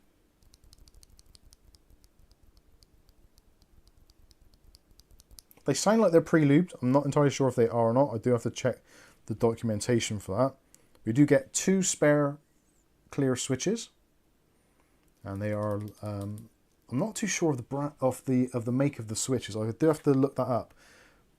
It's not unusual. It's not a usual one. It's someone that I've not heard of. So that either means they're very expensive, or just I've not heard of them. I don't look at the expensive switches because that's normally a bad idea. Does it say on here which manual? That's Chinese there. I'll have a look at that later. I haven't had a very good look at this yet. I only took out the box briefly to see what the colourless version is like. So let's do this on the overhead. Is that still in focus? In focus? No, it's not quite. So let's focus in. No, it was in focus, it just looked blurry. So this is the colourless version of the keyboard. It's basically see-through, transparent. So you've got a very, very, very heavy-duty plastic shell, because obviously it's see-through, so you don't have see-through metals unless you're Superman. But it's really cool because you can see all the gaskets and stuff. So you've got a really nice gasket base. It's a sandwich deck, which you can see there's a really thick sandwich, and the PCB is kind of in the middle there. I'm not sure how well that's coming out on there. But there's got a foam base, gasket, then more foam as well. And then you've obviously got the keycaps, which are transparent, as you can see. Let's take one of those off. And you see, it is completely clear, see-through. And the switches as well are clear as well. And they do sound absolutely fantastic. The only thing which isn't see-through or isn't plastic is the metal wheel on the top. So that is used for either changing RGB brightness or for volume up down. You can also program it in the software, etc. You do have 2 sets of feet on the bottom, so you can have, I think it's a 3% angle and like a 5% incline, whatever you want to do. USB Type-C on this side, and you've got rubbers on there as well, so if you want it completely flat you can do.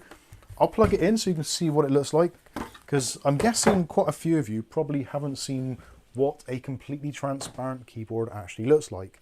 And it is actually something which is both very unusual and also very beautiful at the same time. The only thing for me which really stops me being absolutely over the moon with it is the fact that it is a American layout rather than the UK layout, which is preferable for me personally. And there you go. That is a whole load of RGB, and the flickering that you can see is due to the camera. If I flick to the main camera, hopefully you can see that a bit better, and it isn't. Yeah, there you go. It's not strobing now. So you can see that is a a whole load of unicorn puke going on there. So the north lit, so it's not going to be too distracting on your eyes, but still you can adjust it. Press and hold that until it flashes. And again, there we go, they're in brightness mode. So you can adjust the brightness to whatever suits you. And that is actually, it looks a lot brighter on camera than it does in real life. Anyway, you get the general idea. Really nice optical switches, no, sorry, not optical switches, see-through switches, what I meant to say.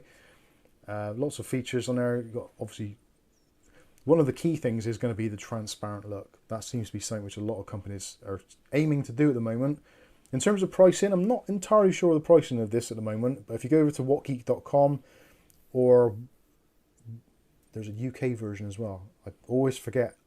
Is it UK? whatgeek.com/UK. I think it transfers you. If you put it in to your browser, it will take you to the right place anyway. But yeah, overall, I thought this was a very cool looking keyboard. I like the gaskets and all that kind of stuff, and the noise. I'll unplug it, but the actual sound of it is, it's got a really nice.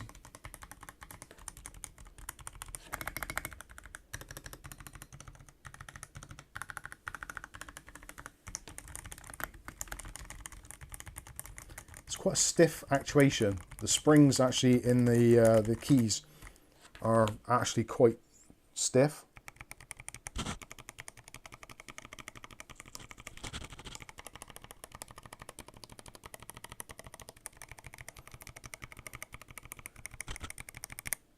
There we go. So no number pad, but you do have your delete key, page up, page down, and also the insert key. So you do have a little bit extra there. I think this is, I'm trying to think of what they call it. It's not 75%, is it? Maybe it is 75%. But it's basically a reduced size keyboard. But it is in the American layout. I don't think there's a UK version. I think the brand, Machinique or Macike or whatever they are predominantly doing US layout keyboards. So yeah, but it's a very, very unusual look. Give you a close-up of that. Hopefully it will focus, even though it is transparent.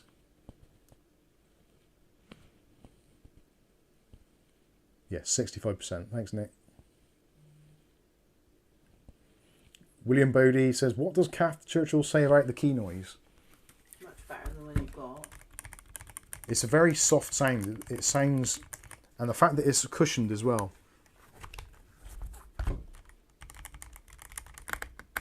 The spacebar is a little bit noisy.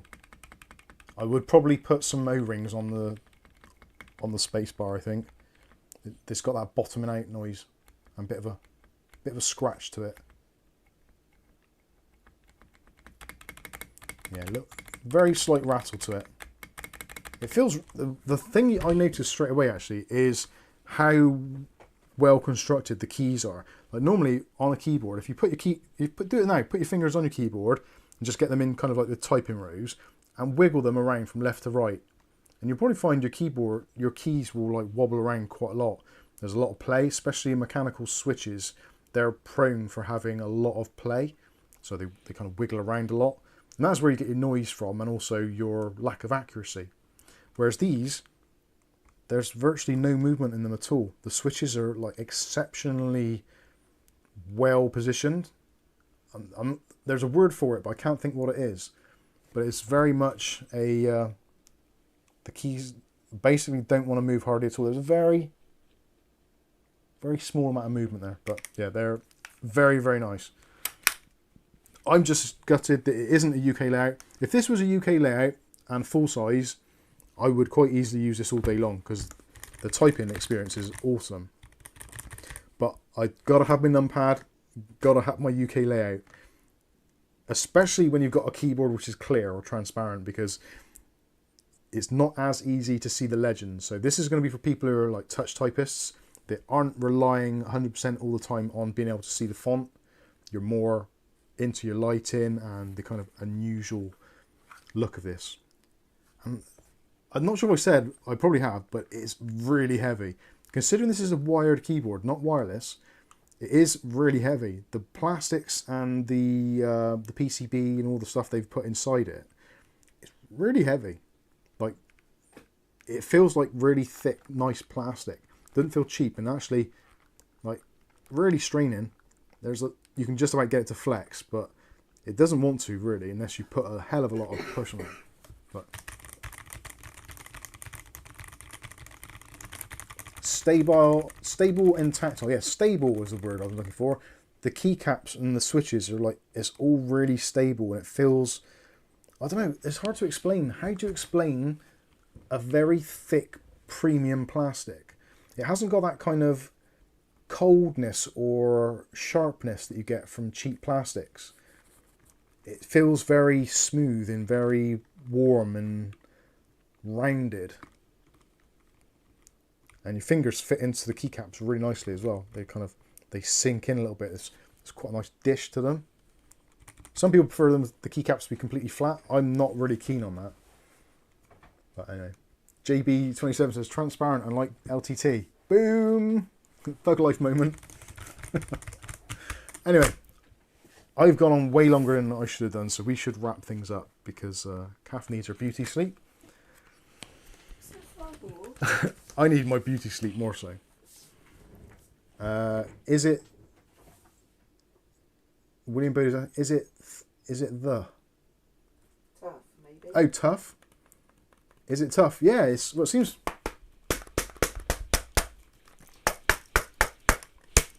Considering it's just plastic, it's like proper heavy duty plastic.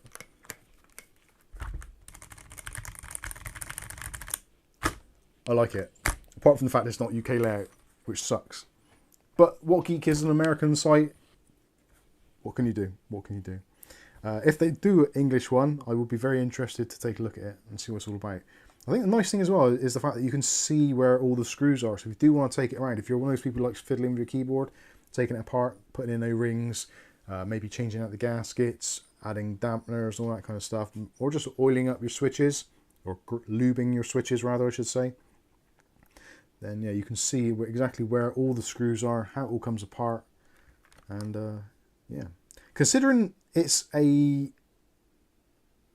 very much a kind of cheap look, being see-through, because it's basically just kind of unfinished. It's been done in such a premium way that it just, yeah, it does feel very quality indeed.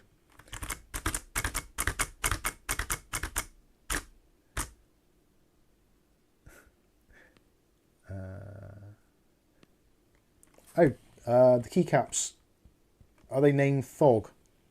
I honestly don't know. There is a design to them, but they do appear to have the Macanike or Macike or whatever it is logo on them in some places. But I'm not too sure. But I will find out all those details hopefully before I do the full review, which should be out, I think it's September the 20th. I think that is their anniversary date for their store. And this is when the video is timed to come out. So September 20th, you will find out as I do. And if there is any discount codes or anything, they will be included as well. So I think that's going to wrap things up. Mookie says blue switches. No, these are clear switches. There is a slight hint of green to them at the bottom. Not sure if that's going to focus on there at all. But they are clear switches. I'm not too sure where that... There's a slight green hue to it, but I'm not sure where it's coming from. But yeah, transparent housing, transparent base, clear housing, clear stem, and you can just about see the brass or copper contacts. And that is about it. So, thank you all so much for joining us. Thank you for the super chats. Thank you for bearing with us while we did the build in the D41. A little bit more problematic than I thought it was going to be, but it worked out well in the end, and I think it looks quite nice. It'd be nice to get the software on there, get it all tweaked, tuned, and actually see how it performs, see what the thermals are like in it. So if that's something that you guys want to see, what the thermals are like in that case, with all that stuff stuffed in there, then let us know. Possibly we'll do that as a kind of like an update video.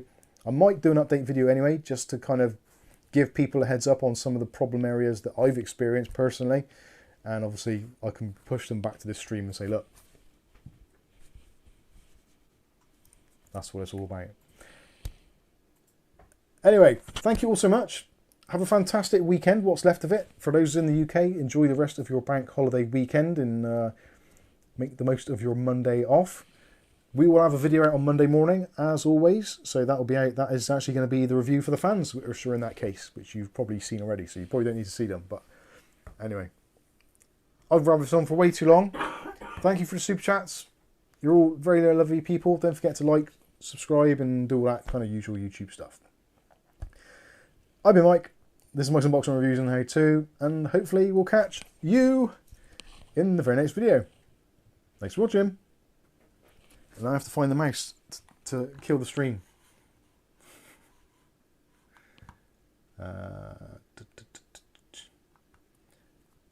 Yes, if you want to carry on the conversations with myself or the other people in the community, feel free to join our Discord as well.